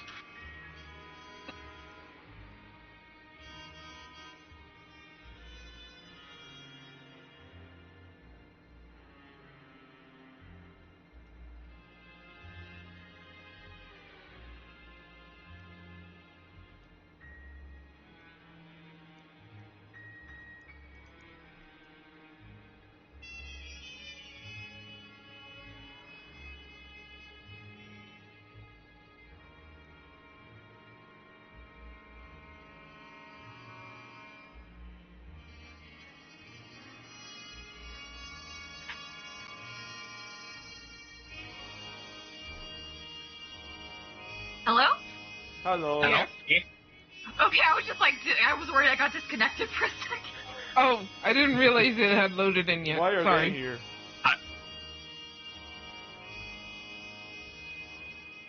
Why are who here? You know who.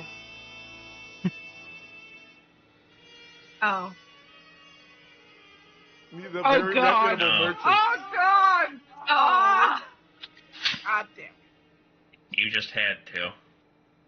Well, I know. Everything. Before we immediately evoke some badness with them, let's go talk to. Yep.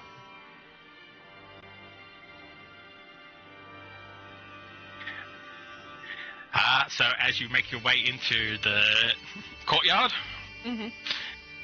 you can see Theo has basically like shut the gate, is basically like body blocking it. His daughter's kind of just like face palming at him. The 2 red band members, Kato and Snow, have actually like moved up and taken actually probably like guard positions at the front door. And then you see both Drozen and Julian both standing around at the Sundale, kind of like they seem to be talking to each other, but then when they notice you guys, they turn their attention to you guys as you arrived. Interesting. Hello. Drozen, Amelia speaks up. Can you believe this? Yes, they won't let us leave. Yes. Fortunately, they want to catch a murderer. Yeah, what? He then turns around and yells at Theo. Theo, why don't you tell us that someone had died, jackass? Thought you were just pulling another stunt. Yeah, so he does this frequently. He is always trying to get the Duchess's attention somehow or another. Well, I will admit that I appreciate his efforts in this over-the-top way that he's going about it, because if he just, out of the top of his lungs, said that there was a murderer, the murderer might try to escape. Ugh. I would tell you not to give him too much credit, but I guess you are correct in this instant. Fair. Who's dead? Vivian Cross. Vivian Cross, the lady I believe you were yelling to when we first met. That bitch. Jesus! Okay. You know what? No, it's a fair reaction. I find it funny.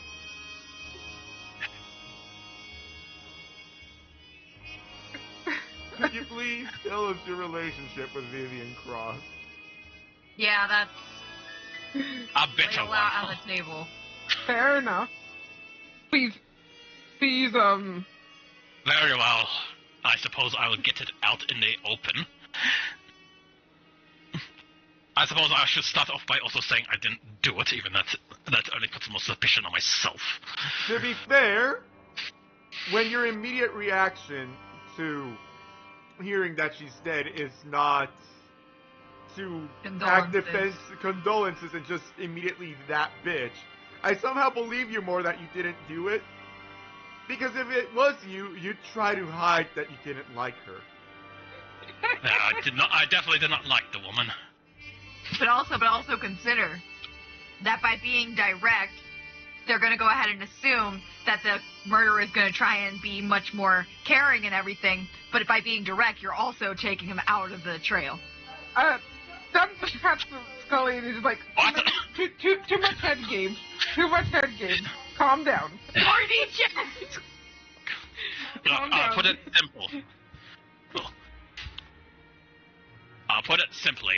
There is a sea route leaving Daggermoon that goes directly north. It is the best sea passage that leads it into the northern areas such as Blackford, the city of Blackford's water territory, or even up into a Narrow if you're going that far. The waters are calm, and it is well protected from storms. I used it often on my own voyages. Vivian and her people decided to move in a few years ago and build their little coral reef paradise. And because of that, they then sanctioned the ocean so we can't sail there, instead have to go for rougher terrain in the open ocean. Ah, Dang. fair enough.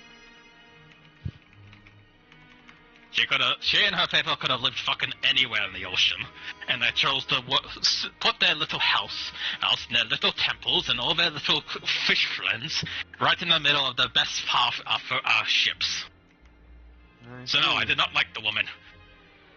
I see. When investigating the body, I noticed some bruising. Any physical altercations between you two? Possibly. Possibly. It's a yes or no question. It is very much. I had a lot to drink a few nights ago, and I vaguely remember Vivian Cross arriving, and my temper blew. I do not remember if I hit her, but she claims I did, and was going to go to the Duchess with it, and that's why she was here. Ah, Interesting. That doesn't my roll check out with his story. do you know about the plant hemlock? Yeah, I believe it's some poison or something, isn't it? Yes. Yes. He looks over at Julian. You know more about things like that, don't you? The man kind of like, a bit nervously gives a bit of a nod, just like, yes, I believe some of it grows throughout my home country and some of the neighboring ones.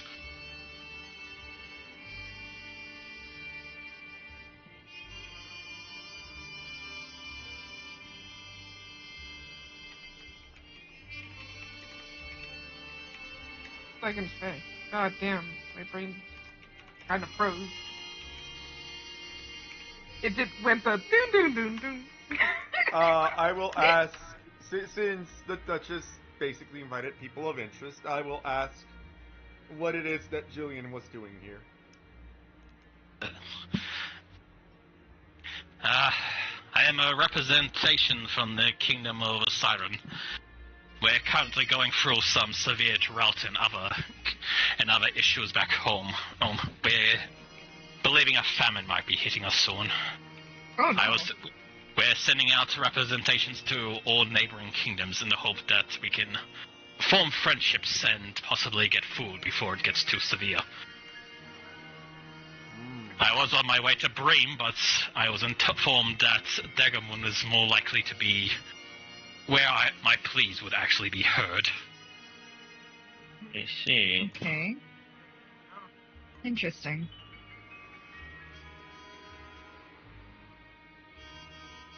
I guess my words were heard as I was, shortly upon arriving, I was actually invited here to spend a few nights here and discuss what I'm after with the Duchess. Fair enough. I see.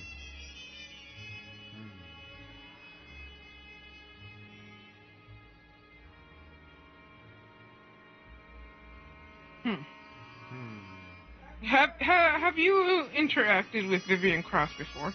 Yes. Oh, me personally? Yes. No. Saw her a few times around the castle when I was staying here this week, but my interest has solely been with the Duchess.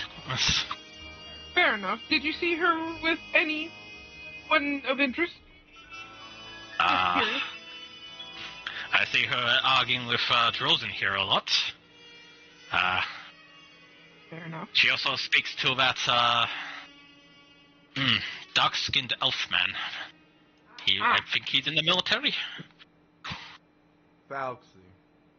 Oh. Okay. That's his name. That's his name.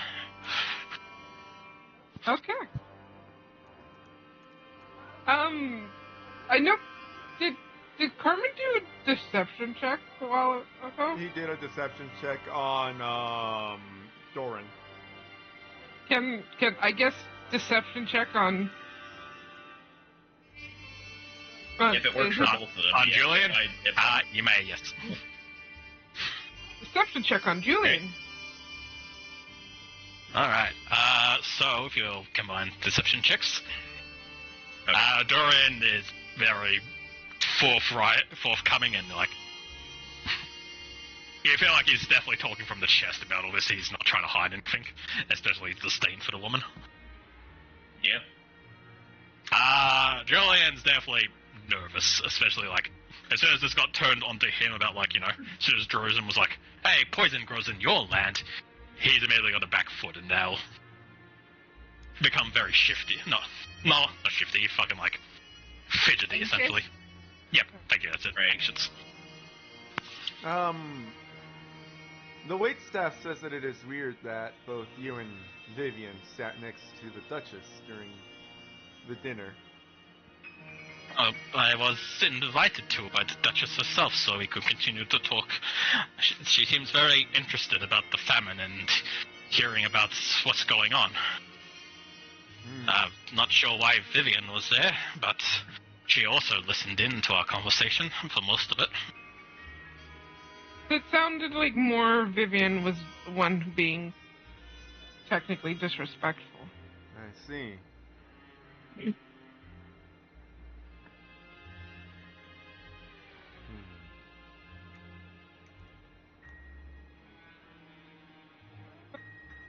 Do you have any other questions? I think, for now, that'll be all. Yeah. Right. If you notice anything suspicious or funny, please feel free to let us know. Yes. I will. Drozen gives you a bit of a nod. Very well. I want to go talk to Clang and what's his name? Daggermoon Man. No, he's not Daggermoon. He's from. He's Bream. Yeah, he's Bream. Guildmaster Carrot. Yes. Okay. Hello. Hello. Carrot and Clang both turned to you and gave you a bit of a nod. I'm not moving again. Oh no. Rip. Wait, I think it. Did it go? Yeah. Oh, well, you took off. There you go. Ran across the crowd. Carrot gives you a nod and it's like, hope you don't mind us listening in, but I overheard there's been a murder. Correct. Yes. Yes. Yeah.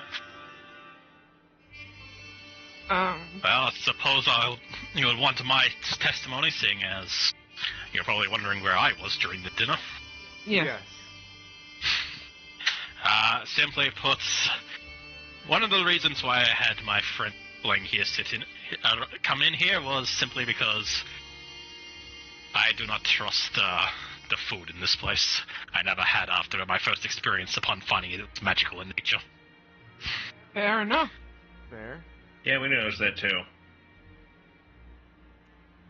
The Duchess is a strange woman, if I'm honest. I am just here for polite. We're just here to be polite, to show that Bream still recognizes Daggermoon and its interests. Mm. But truthfully, I was hoping to be gone by now.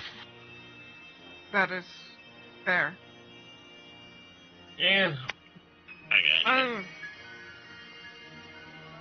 you. Donna asked Clang, since he was one of the few who was closest to Vivian, if he saw anything funny happen while he was up there near the Duchess.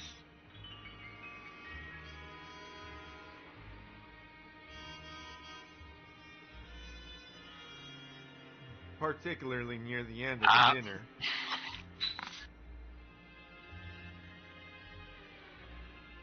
Clang lets you know that he finds essentially the conversation for dinner to be a bit almost uncomfortable to sit through, as the Duchess was very much poking Julian to get every little bit of detail about like the suffering of these people, essentially. As if she was like enjoying it? He gives a nod. Oh. Okay.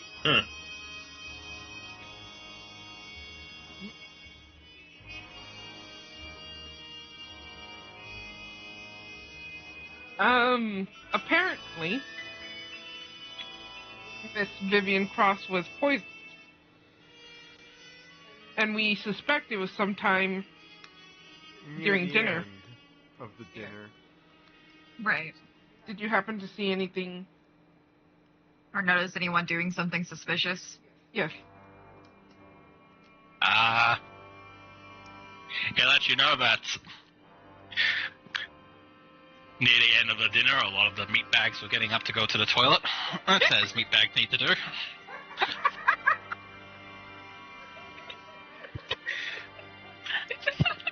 Words he would have used, honestly. True. Yeah. As Ah, Frank's and he- original creator, yeah, that is exactly what Cole said, because he made him. Cole would know. So he definitely tells you that Vivian was definitely one of the people he saw like get up to excuse herself at some point. So Doesn't even get up if to- someone was going to poison her in particular, there was a period of time where she wasn't there to protect her food. Oh.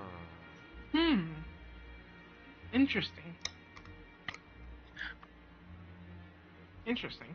But he also lets you know that the only person who was probably sitting close enough to do it, other than the Duchess herself, would have been the person sitting next to her directly, which was, oh, I got my brain melted there. It was, No, the uncle. Got my Oh, brain yeah. melted. was the uncle sitting next to her? I thought His it fan. was, Yeah, it was Okay. because it was It was Isfan, then Cypress sat in the middle, and then Langdor sat next to you. okay, fair enough, right. It was Cars, me, Hugh, Lennon, Rose, Cypher, Isvan, and then Vivian. Vivian. So, Clang lets you know that, Yeah, okay. as far as he can tell, the only person who would have had an opportunity to poison her would have been The Duchess herself or her uncle. the Duchess herself or her uncle. Interesting. Unless someone else had a different means to poison her food without needing to get close. Fair enough.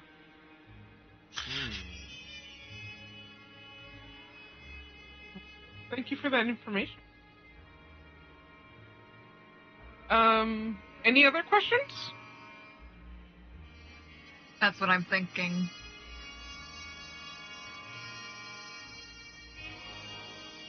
the blunt one. Did you do it? Really? Clang, clang. As No, much yeah, as he refers to others as meatbag, probably didn't do it. Yeah, let's ask Clang Crate, Cole. How does Clang respond to that?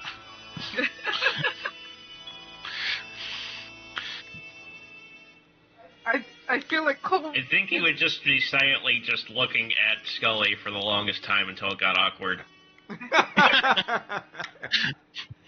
No, it just.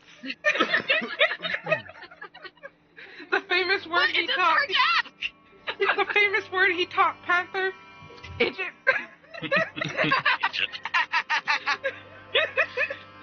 He's been asked not to use that in polite company now. I mean, Scully just kind of asked a really dumb question. Yes, but he also knows that by this time that now he can get even better reaction if he just stares at people. You know what? Fair. Yeah, this is how I'm picturing it with after Scully asking like, "Did you do it?" It just keeps cutting back and forth between her and fucking But Clang. if this is a video game, no matter when like Scully goes to ask, it's just the blank stare and then back and then stare and then back and then eventually the game decides, you know what? Okay, we're gonna cut it back. Yeah, He's not gonna give us an.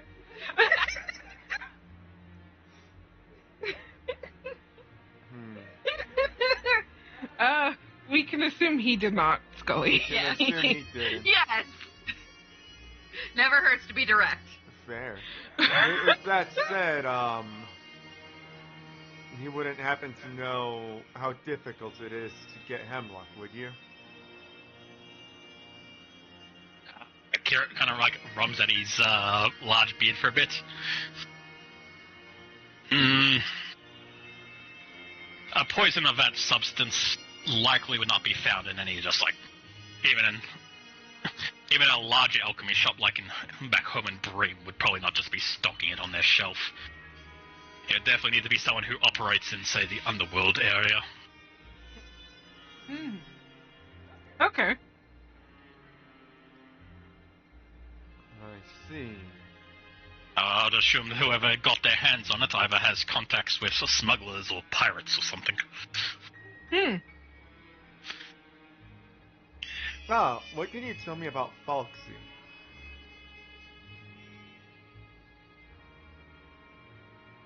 He kind of like clams up for a little bit and says, and eventually, here's a man who is very popular by the wrong people back in Bream. Oh? I'm sure that if I let slip that he was here, the town guard, Bream would send its own town guard to arrest the man. Ah, so closer to pirate than military. Let's just say that there's a price on that man, and the Duchess plays a very dangerous game by keeping him around. I see.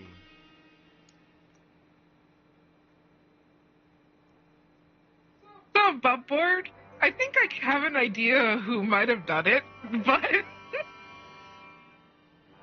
I'm kind of like curious to see if there's anything else. Do you guys want to hear my? Yes. I think it's Yes. the Duchess. I was thinking that too. I think she's sadistic. With how Clang described that interaction, I'm seeing it too. Yeah.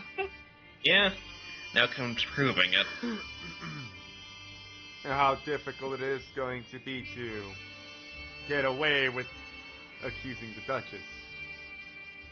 I mean, we're not. Get more evidence first. Yep. Yeah. But anyways, I want to go talk to the Red Guard and see why the two assholes are in the corner. Yep.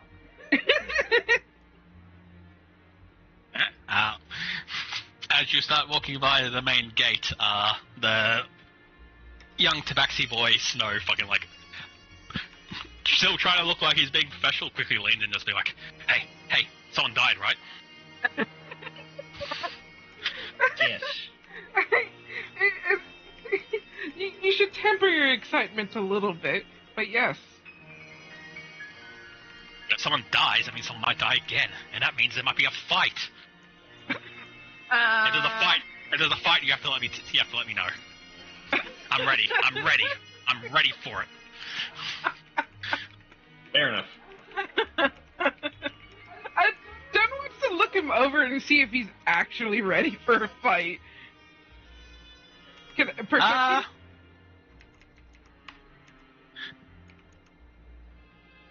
know what? Because you guys are actually the same class,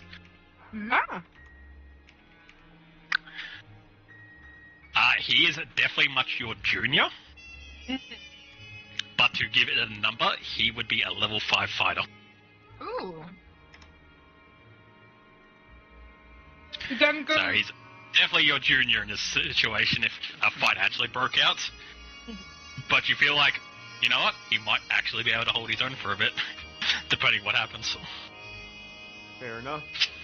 Dunn looks him over and is like, You certainly seem like you're very capable, but be aware that in a fight, it can easily just turn bad real quickly. So many experiences where it's just so many close calls of death. So don't be too eager to just run headfirst into. You sound like all the old people. He kind of like, leans back up because you're not as cool as he thought you were. We're not as cool as the... I see how it is. He thought you guys were hip. A brush with death will make you tread with caution. Yeah, I've died before. Not fun. Not a fun experience. Anyways, I wanted to ask from the brink, also not fun.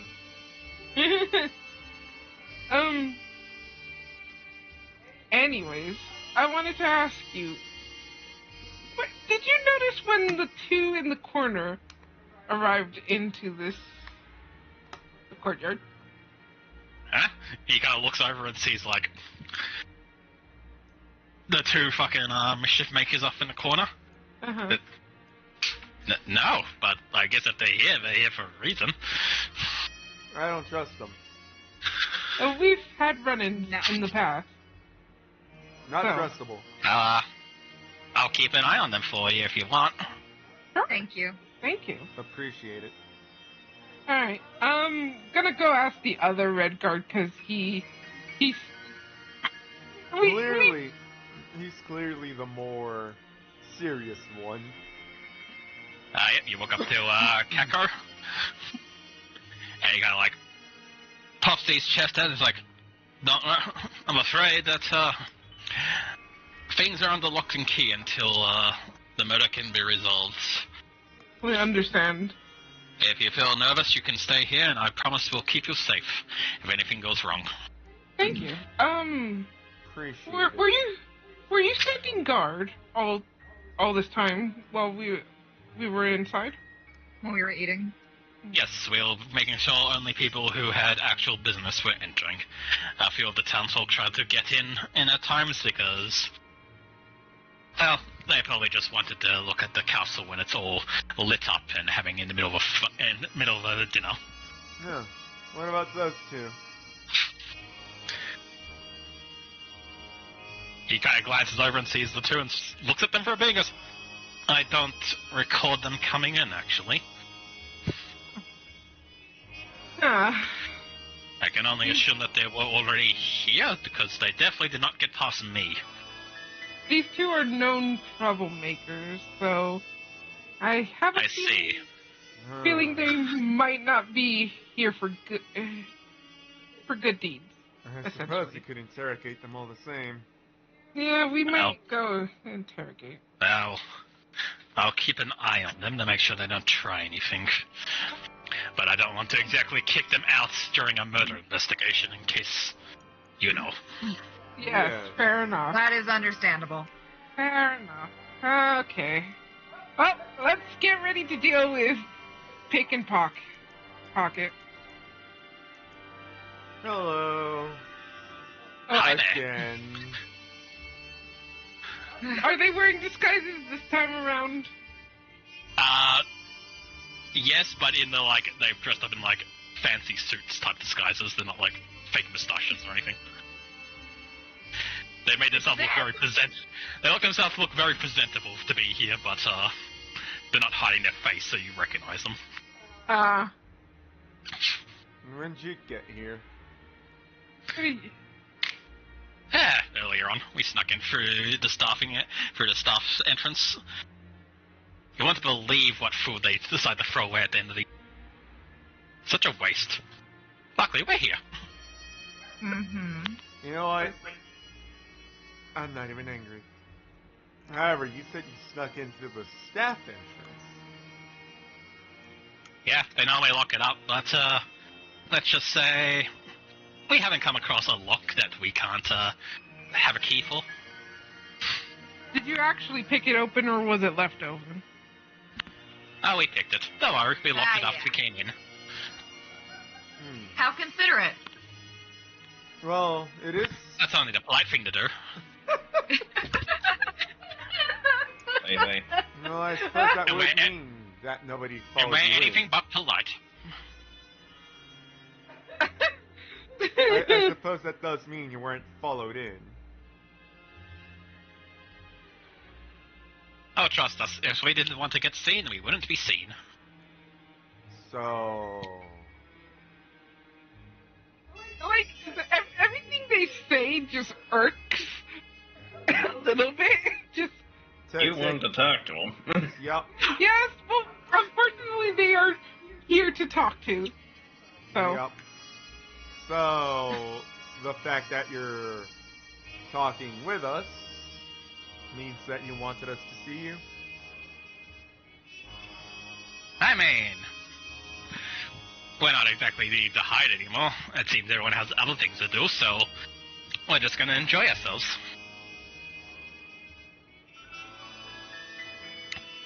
you seem to be enjoying the chaos. Did you happen to see anything interesting while sneaking around? Well, it's funny you said that, because we have something special for you guys, because you guys seem very interested in what's going on. The You watch metaphorical eyebrow. the Goblin Pocket kind of like gestures towards Pick, giving kind of like jazz hands towards him, as he kind of like drums off a beat with his feet on against the stone, and then he pulls out a box, like just a regular cardboard box with a question mark written on it, but has like a coin slot like cut into the top of it. We have a hint box. For 1 platinum, if you're having trouble with this mystery, we can give you a hint. For platinum? Fuck you! Good grief, play coins. Did you stock up on your play coins before playing? No? Well, you can buy them for a cheap price of 1 platinum. No. And at any time you can come to us, and we'll give you a hint towards the murder mystery. Play coins? What are play? God, what game is it? See, Professor Layton. I don't remember play coins in Professor Layton. I do remember there being hint coins, but Hint coins, play coins, same thing. fair enough. Okay.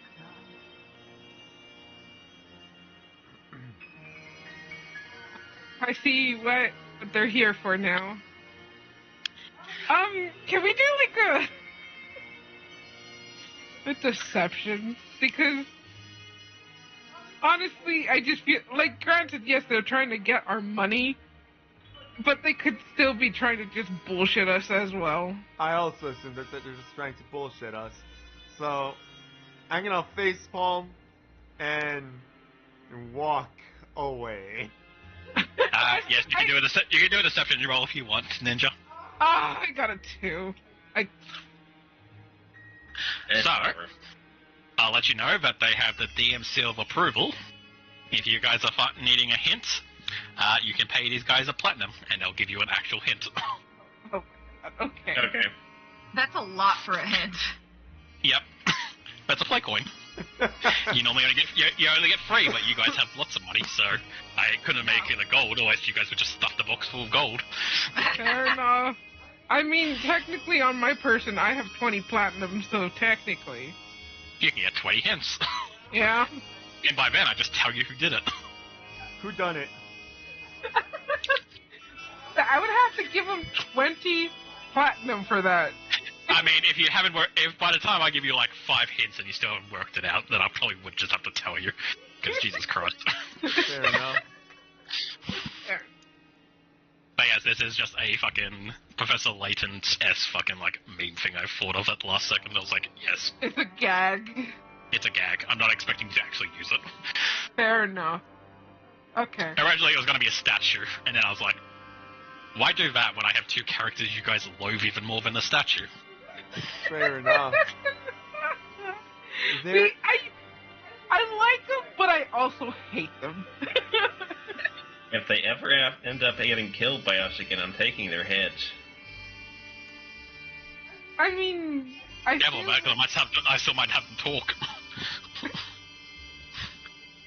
So, we are thinking the Duchess, there is someone else that was at the dinner that we're all kind of just overlooking. Who? Her You mean guard. the ro- Oh, I was gonna say the dog. Yes, the Shit, dog. the The dog poisoned her. The dog done did it. it. The dog that was added last minute because your The dog dog- was the dog- barking. Much like every dog during a dinner, he actually poisoned her with a different kind of poison. It comes out of the rear end, though. He farted in her general location. That's really what killed her. I suppose we should go talk to Fauci and then the Duchess. Yeah. Alright. I mean, we could also talk to Langdon Rose and True. Actually, talking to I still think we should talk to Fauci first. yeah. Alright. So you're heading to the bedrooms? Yup. Yep. Alright. Oh, hey. A lot of the people we want to talk to is here.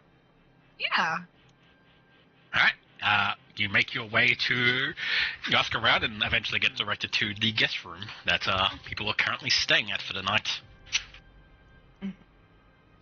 As you enter, you actually see both Langdon Rose and the Duchess's personal, like, what seems to be like her proper bodyguard, both standing in the hallway. Both in, like, very serious, like, if anyone comes down here, they're gonna immediately question you type attitude. Fair enough. Who do you... Okay. I'm following Keku.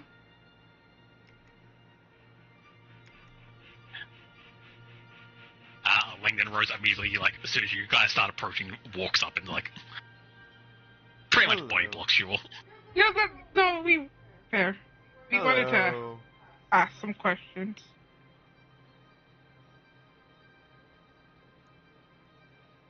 So if I remember well, Langdon was there when we found the body.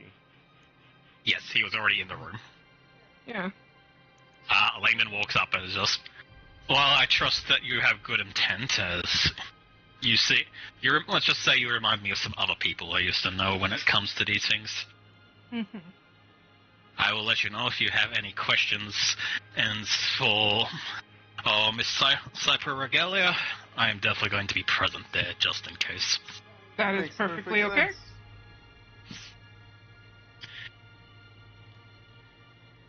We wouldn't want her without her guard. Mm-hmm. So, what would you like to... Well, how can I help you, fool? Well, we have gathered quite a bit of information. We believe we're mostly narrowing it down. with that said, we still don't have an answer, and we would just like to know Collect more information. Fair enough. basically what I will say, once believe you the have come to a secrets of it. conclusion, Mhm. once you have come to a conclusion, I recommend you finding myself or Lord Ashfield, as you likely don't, let's just say we want this to be official and arrest, and don't want you guys just breaking out into a fight with someone. Fair enough. Fair. Fair enough.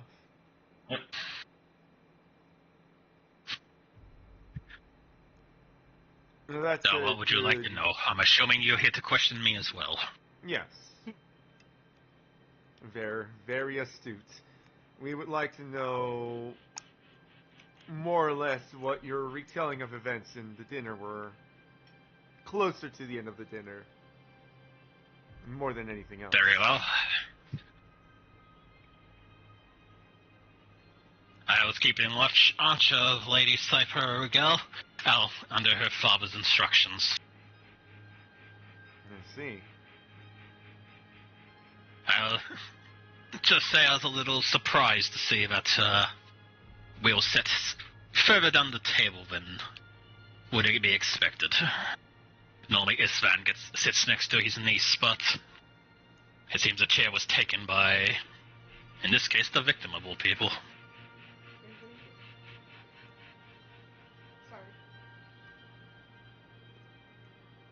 Other than that, dinner went normal, except for your little magic show you decided to put on.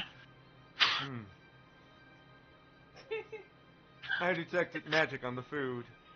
Needed to know what it was. Fair enough. Afterwards, Lady Cypher decided to return to her room. I escorted her here, and then I went to have, go and have a meeting with my old friend and Isvan Ashfield. During that's when a guard came running by calling for help. We followed her into the library, where we found the body.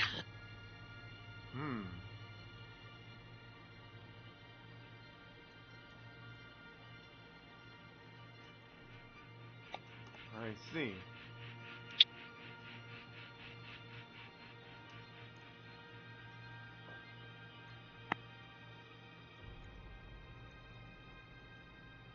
And I suppose you wouldn't happen to know anything about...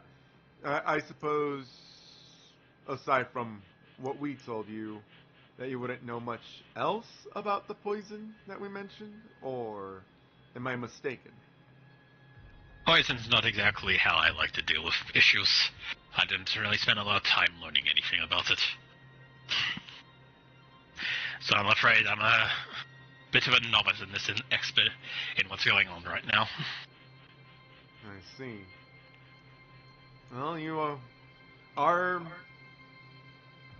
quite a historical figure for your time during the Darkness Crisis, so I figured you were more of a physical type. That I am. I'm more suited to wars. What's been going on these last 15 years of peace? Let's just say I've been out of my depth. Fair enough.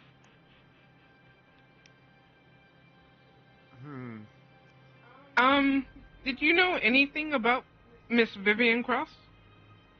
Just curious. No. Other than the Duchess herself and Sir Isvan, I am actually unfamiliar with everyone here, including my child. Including your charge. Truthfully, this mission upon bringing her here and watching over her has been the first time I've ever Lady Cypher. I see. I assume it's some form of peace talks emissary? Personally, I've been keeping out of it. Her father wanted her here. Her father sent her here. What business she has with the Duchess? is between them and the rest of the Stewarts of Bream, I assume. Ah. I was simply hired for this. I was essentially hired for it. I normally don't take mercenary work anymore, as I have interests elsewhere, but let's just say the Black Dragon offered me something a bit better than gold as payment. Oh. Well, I don't mean to pry that far in. That sounds interesting, but no longer relevant to the case at hand. If you require my word, I'll give it to you that my business and what Lady Cypher is here for is unrelated to any murder. I do not think she is. I doubt she was here to kill a random merfolk. Yeah. Fair. Fair enough. With that said, I have been interested in why individuals are here, so if I may ask her what her business with the Duchess was, I would appreciate it. Very well, I will allow one of you to enter with me to talk with her. Well, Brenton, you're the one who has questions. Yep. Okay, I will follow Landon Rose. Alright, you'll get brought inside. In the meantime, I kind of want to talk. Well, but we'll have Ren have his conversation first. Yes. Alright, you see Cypher kind of just sitting in a chair, currently reading what seems to be some form of book as she's just in front of a fire. But as she hears the door open and watches you enter, she stands up and gets up. Apologies for the interruptions. And this is Lady Teku. She is currently investigating the murder and had some questions for the guests. Cypher gives you a bit of a small kind of curtsy and then steps up to talk with you. Of course, any way I can help. I curtsy back, and I've been told that everyone who is here is of interest to the Duchess, and I would like to know where in that line of interest you lie.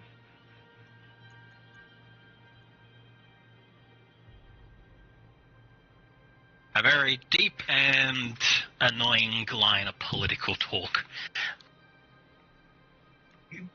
If you wish me to fully get into it, I can quickly summarize it as best I can, but essentially, Domainese is not exactly stable at this time. There's been a lot of talk of essentially the old alliances breaking apart. Dagamon currently stands as the last true last true royally ruled nation within the central part of Domainese around Bream. The other kingdoms obviously have their own way of doing it, but Dagamon is the last one that actually holds on to the old traditions of royalty. I see. In return for that pleasure, though, they were not given a seat in the Steward Council of Domainese. And the Duchess is not pleased by that. With things heating up out east, we can't afford for any form of infighting to happen back here. I am sent here to simply try and find a other solution to the situation. The Duchess wants her cake and wants to eat it too, as they say. Ah, I see. What could you tell me about the Duchess herself? She kind of like bites her tongue a little bit and looks at Langdon Rose for a bit. And you can see, like, while they're not saying anything, they seem to be saying a lot just by looking at each other. Before eventually she turns back. The Duchess is a strange woman. I don't think I've quite met anyone like her. She's charming and dances the theatre of the political game very well. But I also believe she has quite a dark heart.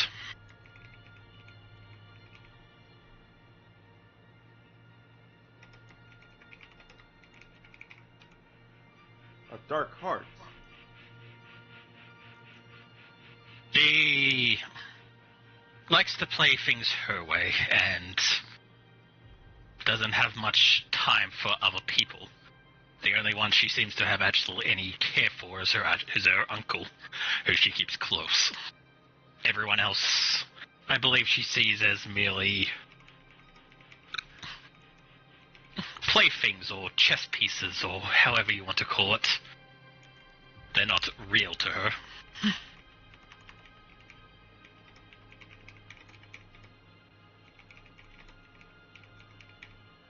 Interesting.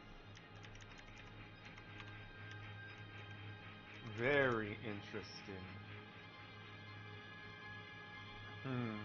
I could say more, but as her guest, it's ill-mannered to speak so callous of your host. And I would not want to insult Langdon here by insulting a friend of his. When she says that, Langdon kind of just like, almost kind of sighs a little bit, just like, you get the feeling he has agreed with everything she says, but it still hurts him to hear it all. Ah.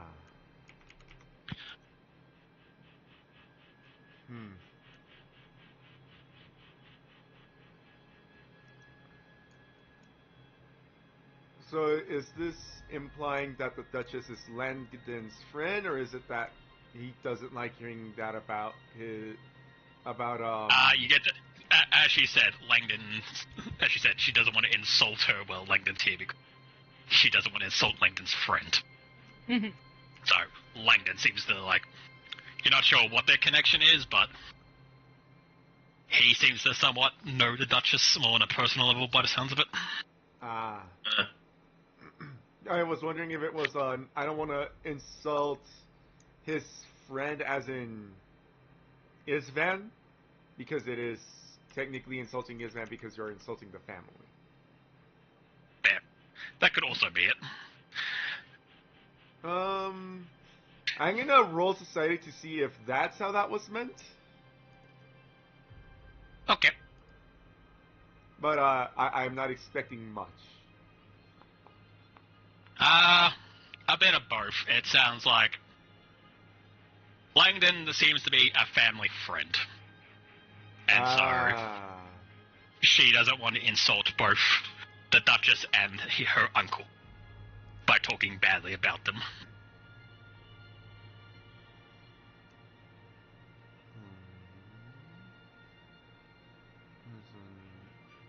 Langdon Rose, there he is.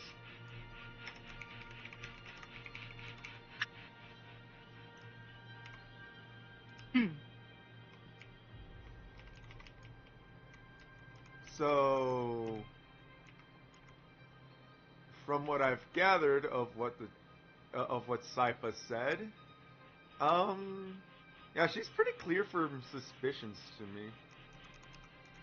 Ask her if she saw anything suspicious during dinner. Yeah, one last question. You wouldn't happen to have caught anything suspicious during the dinner?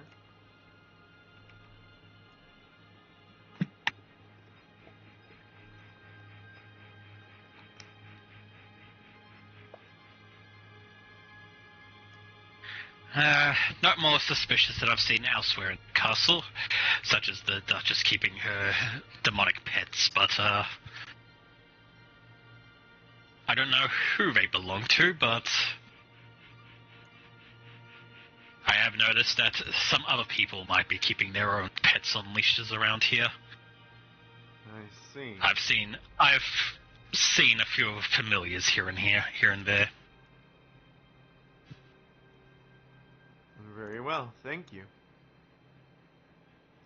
That will be Ah, all. she It gives was you a enough. pleasure meeting you. Of course. We should. Please, God, I didn't even- please What? be safe while you're here. Thank you. No, go ahead. We should hopefully get this resolved sooner rather than later. Keep yourself safe. I return to my party. Okay. Hi. So while Ren was in Yep, there, we'll cut back a little bit so while Ren's in there. Mhm. Done. I'm assuming you're talking to the other guy? Yes, I wanted to ask the guard if he saw if he was the guard standing next to the doctor. He definitely looks like him. Okay. He asks him if he was present during the dinner. Did he see anything strange happen? He does not reply to you. In fact, he doesn't even seem to, take note that you're there. Huh. Can perception check to see, or is there any checks that I can do that might give me some information on him? Does he look like a human? Yep, he seems human. At least as far as you can tell, he is heavily covered in armor, but you can definitely see, part of his face, and he's not exactly he's not wearing gloves, so you can see his hand wrapped around his halberd. You can do a perception check if you want to, look him over. Sure. Wow, that's 24. Yeah, he is just stone facing you, essentially. okay. As much as I would like to get an answer from him, he seems to not want to talk to me.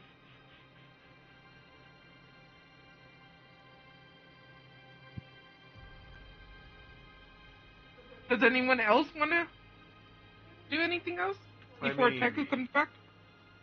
Yeah, fair. Yeah, if no one else, then Teku, you can return to the party then, unless someone else wants to do something first.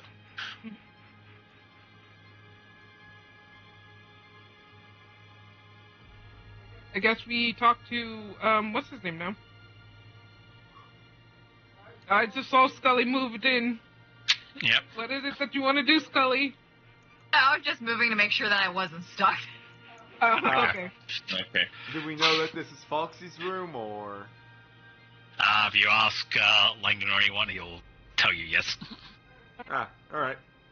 Knock on the door. Knock on door. You just hear a voice from inside, a somewhat muffled voice from inside. Come in. Hello, As you Captain. walk in, you're immediately somewhat overtaken by the smell of alcohol. As you see the dark elf currently sat up in his chair with his feet up on a table with several open bottles of some are wine, some seem to be some gin or whiskey, but it looks like he's gone through a few bottles already. Well, he's currently got another one that he's almost kind of cuddling. How? Yeah, and looks over and sees you two enter and just, it's you. I thought you were someone important. And someone bringing me more food or drink. Don wants to look him over and see how drunk he is. Oh god, I can't tell. He's pretty buzzed. You don't know if he's completely wasted yet, but He's getting there. he's getting there. I got a 1. I got a 1. Lol. What the fuck do you two want? Why'd you step away? Oh, to give Scully room to enter. Oh, Scully's entering? I see her at the door. Good alert. Yes, Okay. I'm here. We were wondering, where you were during the dinner. Where I always am during dinner, in my room. I prefer the company of people I respect. And so far in this house, that's me. Well, I mean, Right? fair, I guess. What would you say your relationship with Vivian was? Does he have a relationship with Vivian? Which one was that again? The merfolk. Her. Annoying woman. Oh. Annoying how?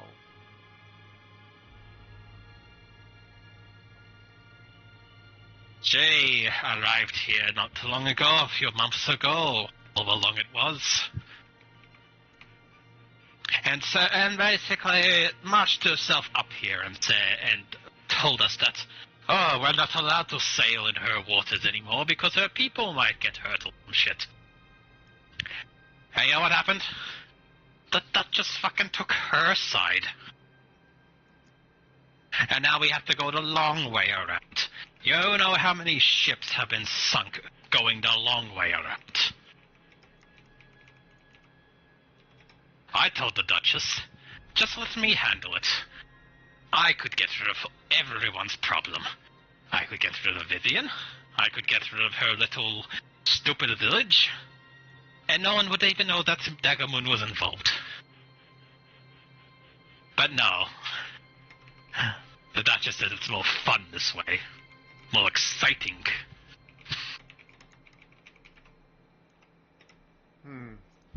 What would you say Why? if you found out that someone has taken care of Vivian? I'd be disappointed it wasn't me.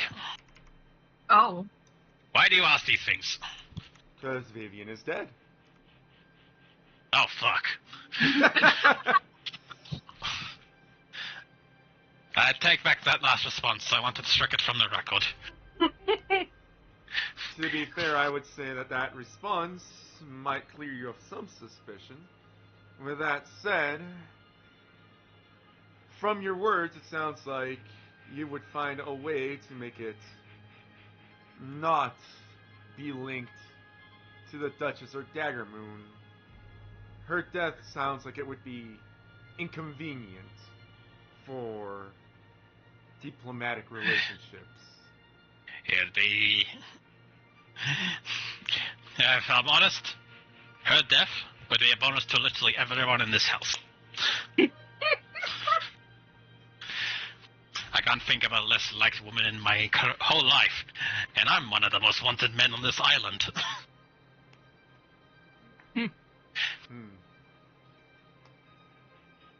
You know how much they don't like me? How much? Take a guess. Well, I've been told that 8,000 gold. That's how Oh much they don't my. like me. that is a lot of not liking you. What the fuck? And yet I'm not even in the top 3. I'm measly 4th place because I'm not special enough. Fuck the other 3. Fuck the cat, fuck the rat, and fuck that old man. Especially the old man. He keeps coming back, that bastard. Oh! Oh! I know the old The man. cat?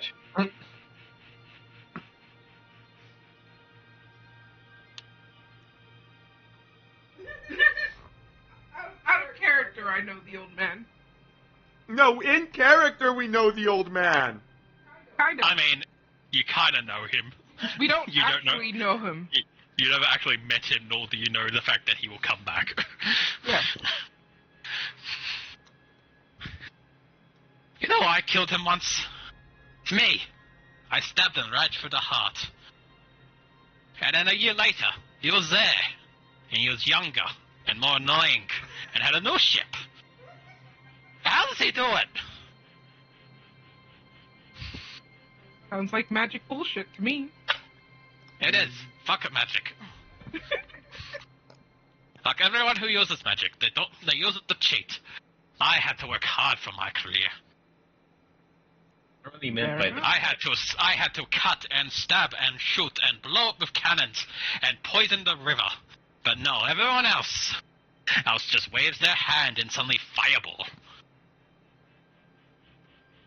This man is very drunk. I think Fair we enough. can trust what he's saying. He's too drunk to be deceptive. Yeah. Fair enough. You wouldn't happen to know about Hemlock, would you? Fucking love Hemlock. Watching the Wow. life leave someone's eyes when you sneak it into their food over dinner. Delightful.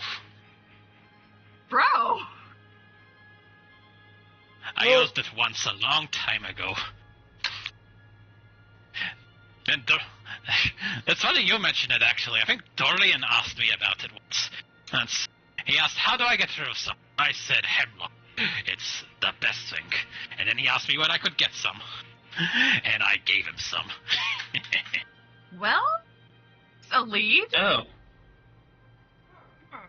Huh. That's the door, well, isn't if it? he didn't do it, but he Yep. might be in the accessory. Fair enough. I definitely don't think he did it, simply because the way he talks about it, he would have wanted to watch it happen. Yeah.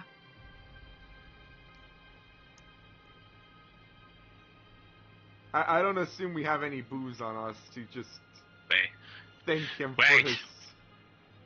why are you asking me about Hemlock? Vivian got taken out by Hemlock. No, that doesn't make sense. Dorian doesn't have the balls to do that. Who do you think would have? Mm.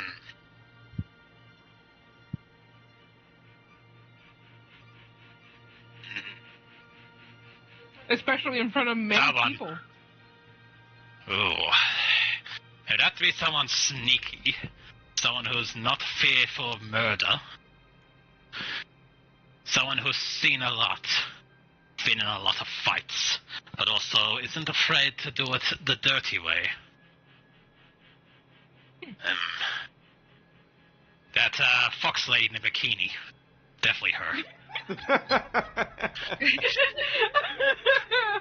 Better for guns. She kind of lacks the subtlety for poison. Hmm. Well, in that case, I would say that Red Dragon woman. Oh, she's a nasty one, I can tell. You don't get scars like that if you haven't been in a tussle. She's done something. He has scars? Oh, you haven't seen? You should definitely check them out. They're amazing. Can we do like a recall to see if we saw scars on her? Teku, Yeah? give me... Actually, because you were just talking to her. You didn't quite pick it up because I forgot to mention to you. But when you were talking to her, you would have noticed that Cypra, her hands are horribly scarred and burnt, and these run right up her arms on both sides. Huh. Interesting. Can I roll a medicine check to see what would have done that? Because, Yes. you know, like how Zetsu had, like, a lightning scar. Yep. Alright? 32. You can see why he thinks they're like battle scars or something like that. But no, these seem more deeply inflicted. She was likely tortured. Oh. Oh. Yeah. Hmm. Hmm. Very different kind of scars. Yes. He's let him think what he likes to think. Yup. That's. Do we have any other questions for him? Let's see, other than that... I don't know. What kind It'd of have to be scares- someone quite close to be able to... Like, I love what I do because I'm a bastard. But Hemlock's a very personal drink. To give someone, it's a bad way to go. You'd have to be a sadistic bitch to do it, or not know what it is when you give it to a person. I doubt someone would give someone hemlock and know what it was if they weren't planning to enjoy the results. If you want my guess, a person gave it to her, but wasn't sure exactly how it would play out. That's how the Duchess did it. She's a bitch. Well, we'll keep it all in mind. You'll do that. Have fun drinking. Scully, do you have, like, alcohol for this man? I have the recipe for it, but I don't believe I have any on me. Can't you, like... Can I just do it, like, on the fly?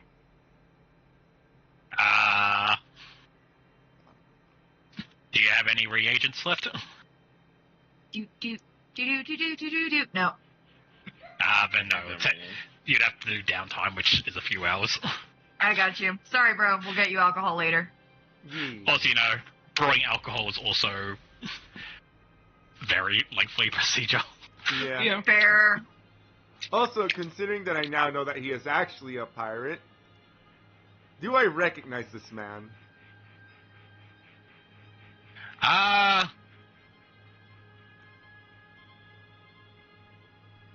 Trying to think, cause this is... You know what? You might have seen... You remember seeing some, like, wanted posters in the tavern that you guys were staying at today? In, Dagamoon downstairs? Where you rented the place? And you do remember seeing, like, a knife-eared asshole on one of the posters for around that money that he said he was worth, the 5,000. Yeah. So... You think, like, wait, maybe that is him, actually. From the wanted poster. Fair enough. Well, at least he takes pride in what he does.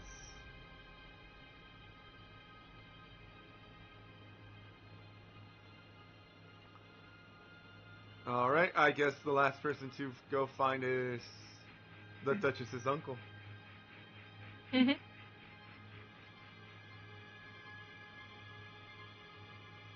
Alright. Do we know where he is? As you begin to wander around looking for people, you actually, as you find yourself near the entranceway, down in the ballroom area, you actually spot Isfan and a few of the guards talking.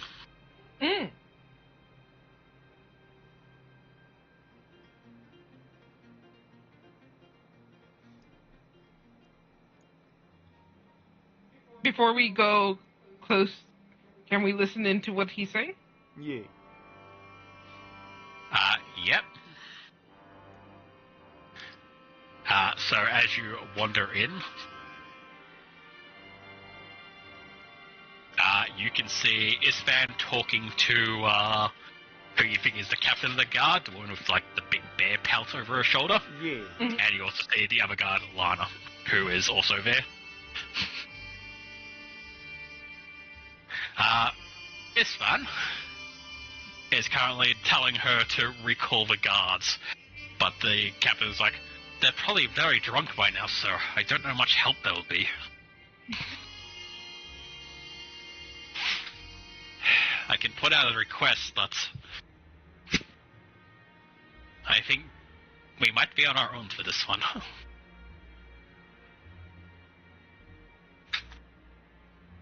Isfan lets out this heavy sigh. And he's just like, alright, very well. Get back to your stations.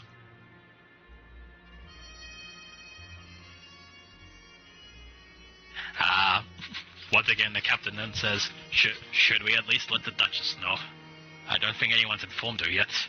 To which Isfan puts a hand and is like, I'll deal with that in good time. For now, let's just leave her out of it.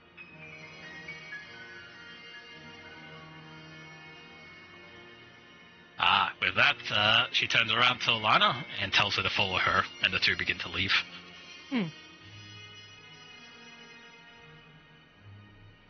As they head out to the courtyard. Okay.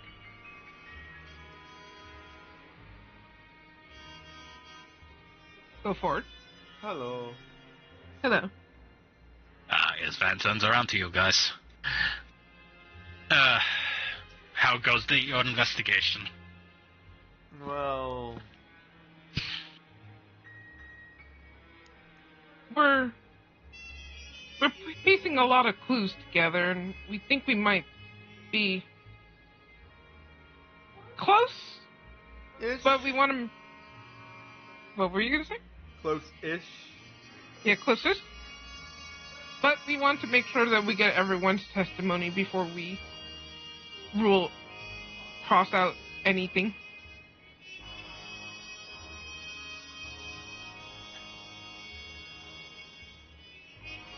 Do you have any questions, Ray? Or anyone else? Well, he was the one sitting closest to the victim. So, let's begin with the stock standard that you see anything suspicious near the end of the dinner.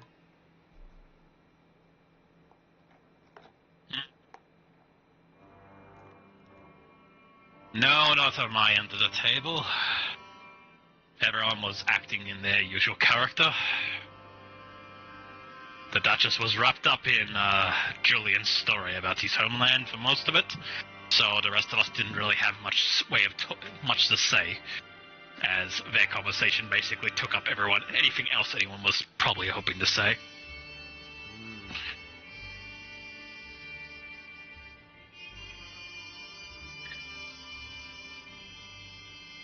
I'm afraid I don't know if I'll be much help on this. That's fine. Did you know anything about Vivian Cross? A very self-centered person, if I'm honest. I got that her people were in danger with the shipping routes going directly over them.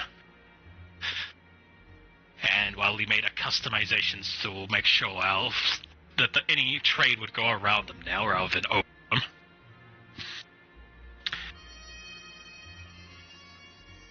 She was constantly always pushing to make herself and her people's needs heard over anything else going on. Easy way to make She a didn't lot of seem to enemies. care that the rest of the nation was going to continue to move on, no matter what she wanted.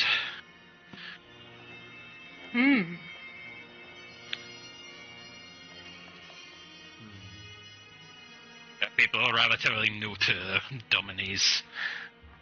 And yes, I understand their plight as refugees and searching for a new home, but I think she was very unaware that she was not alone in that. When a cult of dragons come and ravage a nation, and only 15 years ago, there are a lot of people now without homes. She was not special, but she liked to act like she was.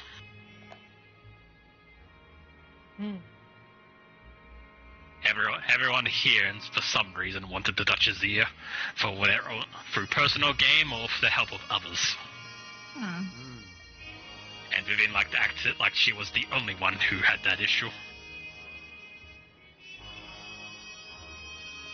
Fair. Not well liked.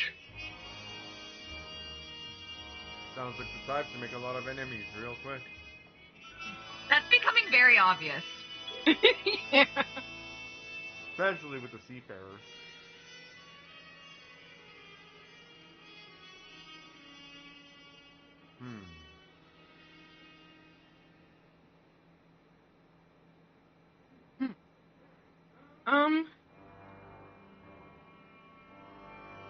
Aside from what we discussed in the library where we found the body, what else do you know about Hemlock?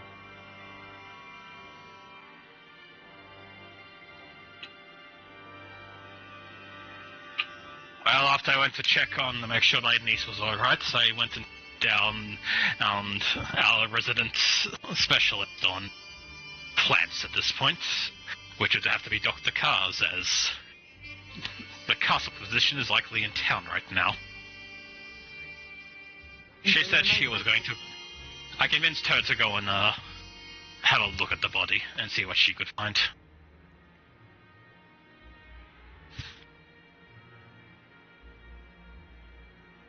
Has she got another? I'm not quite familiar on poisons.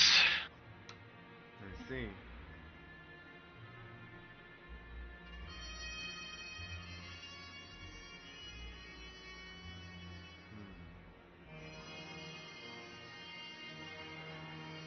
I kind of want to ask him about the Duchess, like what he could tell us about the Duchess, Yes. if he's willing to. Let us know.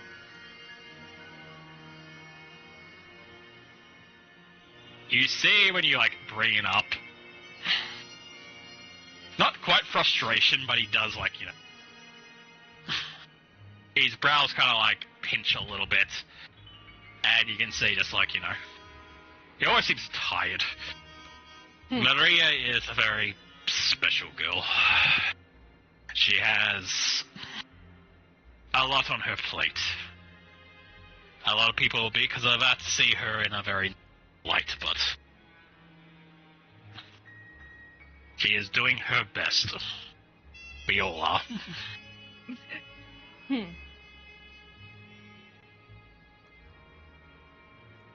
Fair enough. I know it is not a good look for the last royal line within Domainese to act the way she sometimes does. While others would prefer to rub shoulders with their betters and those of the same ground as them, she's always been drawn to more of the darker elements of our world. Where others might keep a priest east by the side, she likes to keep a thief, as it said. Ah. Gotcha. I don't judge her. She has had a not so easy life before where she is now, but I understand why people don't seem to. Why she causes our eyebrows to raise, essentially. Much like the demon pet she keeps in her company? Yes. Fair enough. I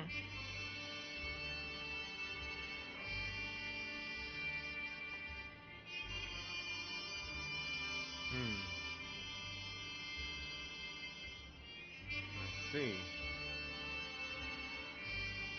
You guys have any other questions? I am surprisingly drawing a blank. It is getting late. Yeah, it is getting late. So I'm falling asleep a little. okay. I'm willing to give a platinum to just see if we Get a can hint. confirm our suspicions. Because I Who feel has like the we've. most platinum? I have 20. I have 28. I am between Julian and the Duchess herself. Who's Julian? Julian Oh, you mean is... this? See, Julian did it. I don't think so. Julian... Like...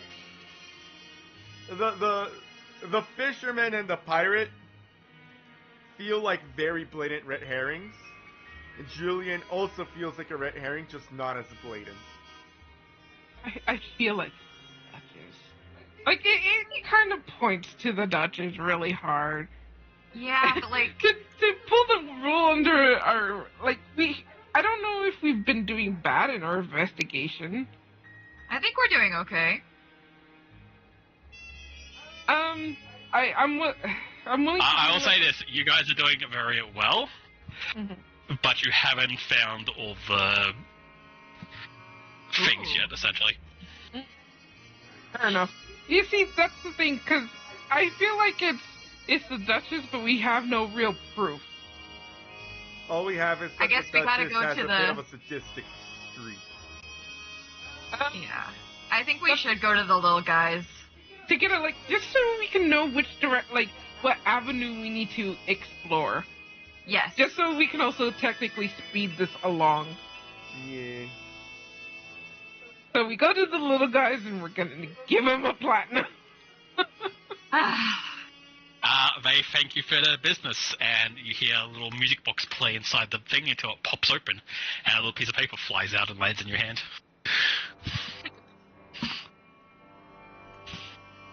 Alright. What does the little piece of Your paper- hint that you have got Mm-hmm.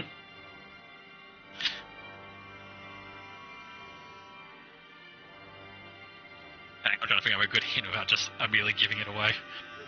Fair enough. Fair enough.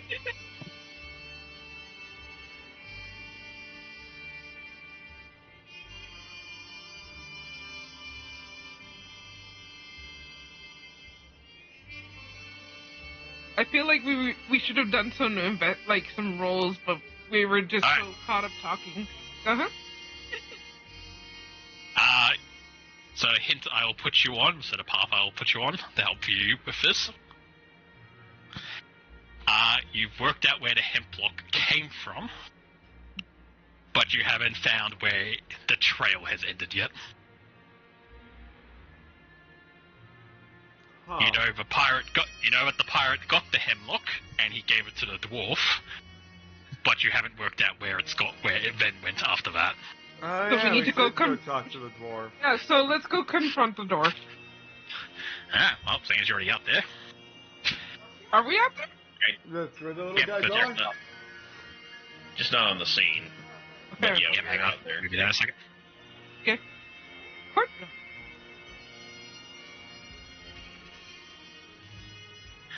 Actually, he'll be sitting down here by himself.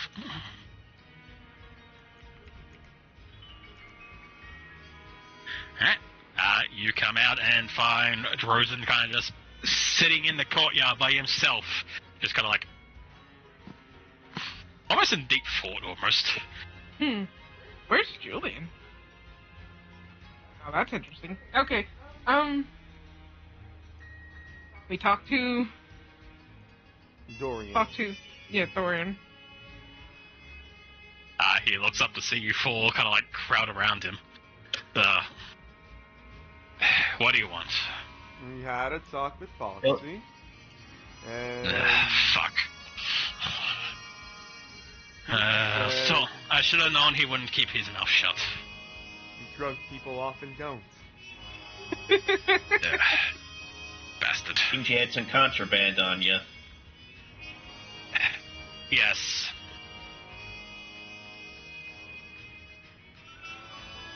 Very well, I will come clean. As I doubt I'll be out, even if I tried to lie or hide. You four seem like you could get me to talk one way or another. Yes. The pirates came to me with a scheme a while ago to get rid of Vivian. I wasn't sure what he meant by that, but I figured as a pirate he might scare her a little bit, intimidate her, that kind of thing. So, I helped him and he helped me. But then, things went the way I didn't want it to, and he brought me some poison. I didn't want to kill the woman. I just wanted her to go home. I probably should have disposed of it better, but I kind of just threw it outside. I just threw it away.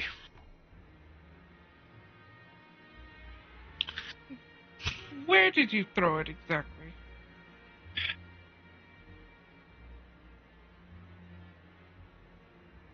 If you can remember.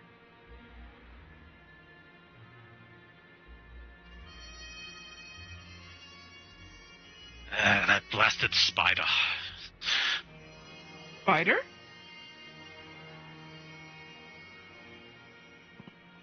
Yes, I gave it to the spider. Did we ever see a spider? Nope. I don't recall a spider. He's hard to find. He showed up not long ago. He started talking to me from the shadows. He talks, from my underhearing, he talks to quite a few people. When I told him about my disdain for Vivian, he shared that disdain. And when I told him about the hemlock and how I wanted to get rid of it, he said he would handle it for me.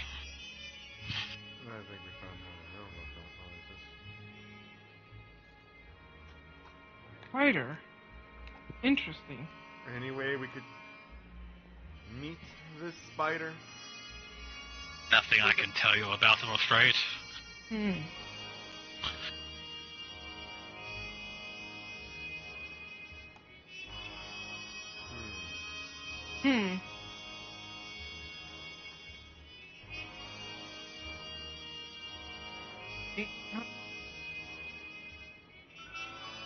Maybe we should see if we can... I kind of want to go back to the dining hall now. There? I want to look up. Ah, the gamer's learning to look up.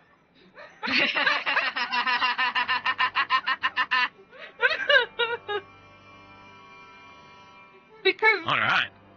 Yeah. I will have one last question for Dorian, which is just... Is calling them the Spider simply a nickname? Or is it because they are a spider? Oh no. They're a giant fucking spider. Oh. Okay. Well, Alright, you re-enter the dining room. I want to look up. I want to see if there's anything that would resemble like spider webs or something like that. 32. Looking around, you definitely see like a few cobwebs here and there. But eventually, I will say, as you also, because you rolled well, as you were investigating the room, you go over to where Vivian was eating and kind of look under the table, and you see a kind of trail of spider webs running from her side of the table to the other side of the table. Oh. Huh. Like directly across? Hang on, I'll draw it. So, they kind of come out like this.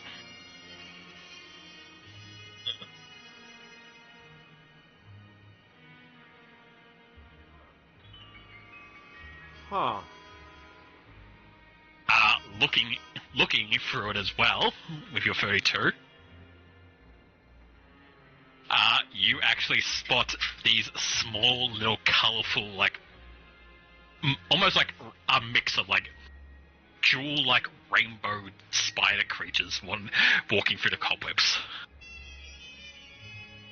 Each of them resemble essentially like a jumping spider, if you think of those things, but, like, bigger. Huh. Nature? Survival? Or Arcana? Or Slow? Occultism? And what Yeah, you rules can we use? You can roll all of them if you want. Okay. I'm rolling nature. I'm rolling Arcana. Rolling 'cause it's my occultism. best. Yeah, I put it in mod what kind of spider they look like. Oh my Let me lord. see the scooter. Oh. Kinda cute. Precious. Hey! Okay, 21, 25, and 29.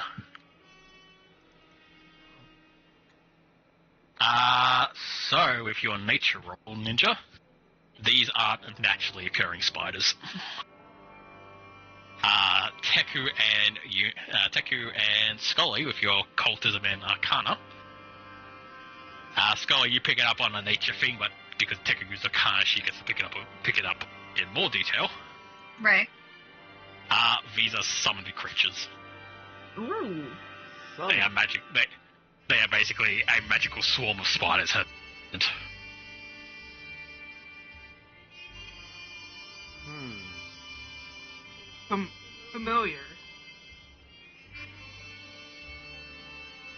Similar to a familiar, but it is also more like how your magic wand of summon animals works. Ah, okay. Summon a swarm these of things- spiders. Yep, so basically someone has casted like a swarm of spiders essentially under the table. The little spiders delivered it. So, I personally don't think it was Clang. So, that leaves us with Duchess and Julian. Can I detect magic to see if I can trace where they came from?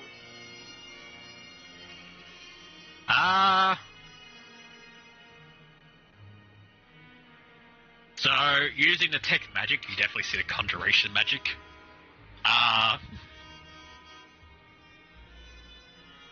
Basically, someone though put from like where they came from seems to be almost like somewhat in the middle of the tables. So, you think someone didn't like cast them out of themselves? They like touched the surface of the table and summoned them there.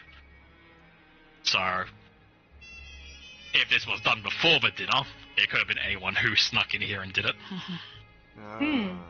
If it was during the dinner, probably the only people who could reach there at the time would be Julian or the Duchess. Or Vivian if she started poisoning herself for some reason.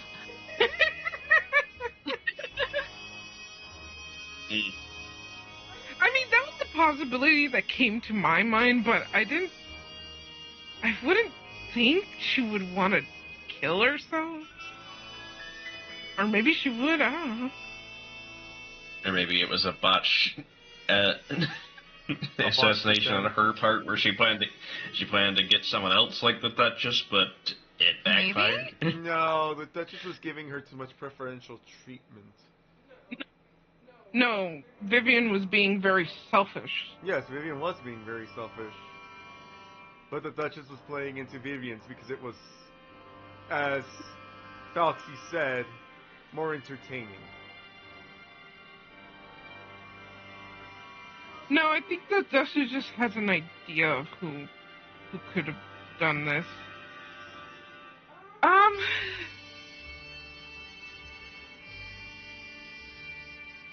It's a giant spider. We now know how the poison was delivered, and we have a new suspect that we don't know how to find.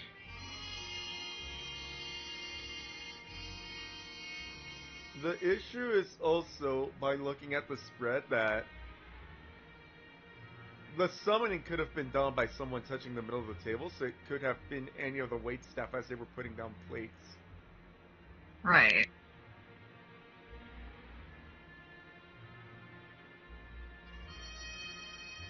Might be willing to give another platinum to the fucking...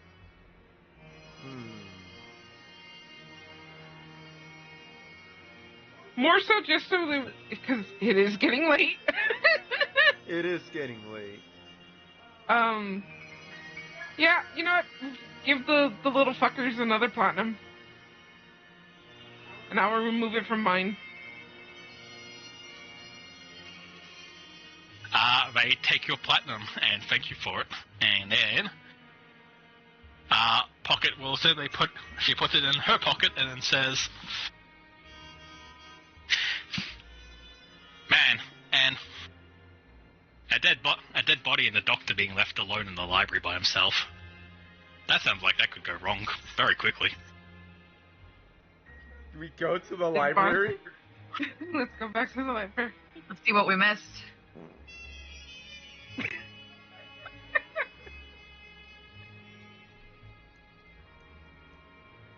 Alright. Alright, so, Okay. as you arrive back into the library, you see Julian still having been moved out of the chair to be now proper floor, lying there. You see, though, hang on, Ren. Okay. Yeah. You see Dr. Carr's lying there, next to her. Almost, you're not sure if she's alive or dead, but she's not moving. Hang on, make sure I do this right. Yep. And standing over here. Oh, that is just a giant spider. You- Did you see this large white covered? Fuck's sake! Fuck you, Pathfinder. Or Foundry on that one. It Fuck you, Foundry. told us what it was. Well, it is, unfortunately. Let's just... To be fair, I did Spider had narrate. a name tag. I fucking hate Foundry sometimes. It's fine. It kind of just speeds it up a little bit. The characters do not know, and we will not use this meta knowledge. We will not meta game. The spider kind of like sees you guys enter and quickly like jumps back out the window.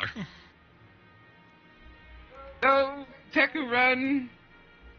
I have no Doctor, idea doctor, in doctor, game doctor, how doctor. this can help find out how we. Scully, do you have any anti-venom? She has been I just paralyzed. have poison. Anti-Polaris?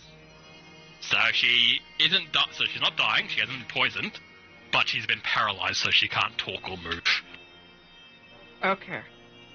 I think. Um, Elixir of Life, would that be useful? Wait, what's this? No. Hold on. No, that won't work. Can I do a crafting check to check what type of venom?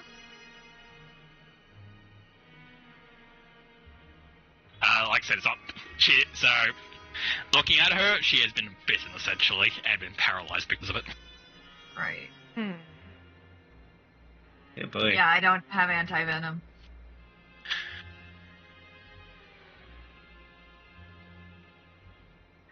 I have this. Let's have a look. Choose an affliction such as curse, disease, or poison. Yeah, okay, if you want to cast that. Yeah. Alright. You cast into Dr. Carr. So it's not. So because it doesn't say paralyzed properly, it's because, as I said, it's not poison. It doesn't fully work, but it's enough for her to, like, actually, like, respond to you. As she's able to, like, kind of tilt her head and talk a little bit. Uh-huh. What happened? I was examining her for doing more in-depth investigation. She didn't ingest the hemlock. She has bite marks along her body. They're too small to see normally without a magnifying glass. Oh. Fascinating. Oh. Julian was here talking to me about it when I brought this up. He suddenly changed and attacked me.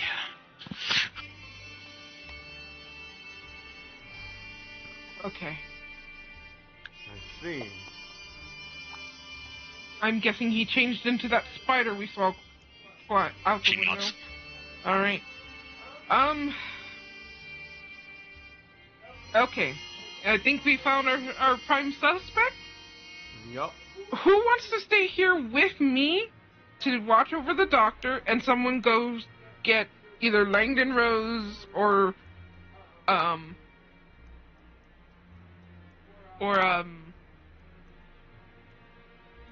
I'll stick around.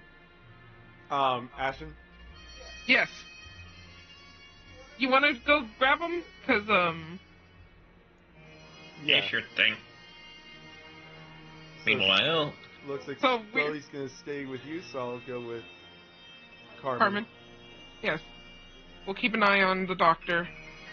Thank you. meanwhile, if Julian tries hiding as someone else, I think Carmen there's can- something that can help. Yeah. Fair enough. All right then.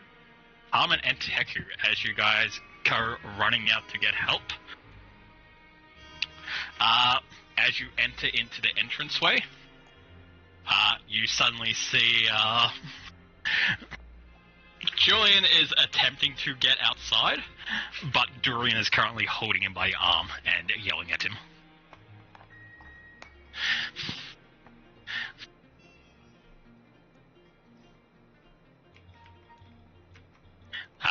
You then hear Dorian just yell at Julian. And what have you done, lad? And I didn't want you to kill the woman. To it, Julian just says, as you said that would help us. As if we got rid of her, you could help us. Then you would be able to help me and my people. Oh, I'm watching from Ren's stream. You said you'd be able to bring in the money then, and if you had the proper trade route, or to be able to bring us supplies. You see Dorian just narrows his brow, and he just sighs. Dorian, Julian, there'd be other ways to make money.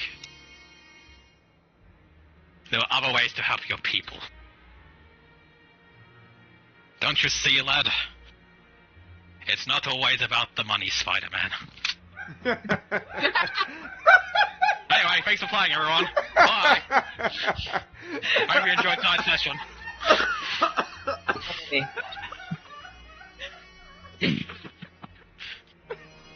That's it, you've killed me.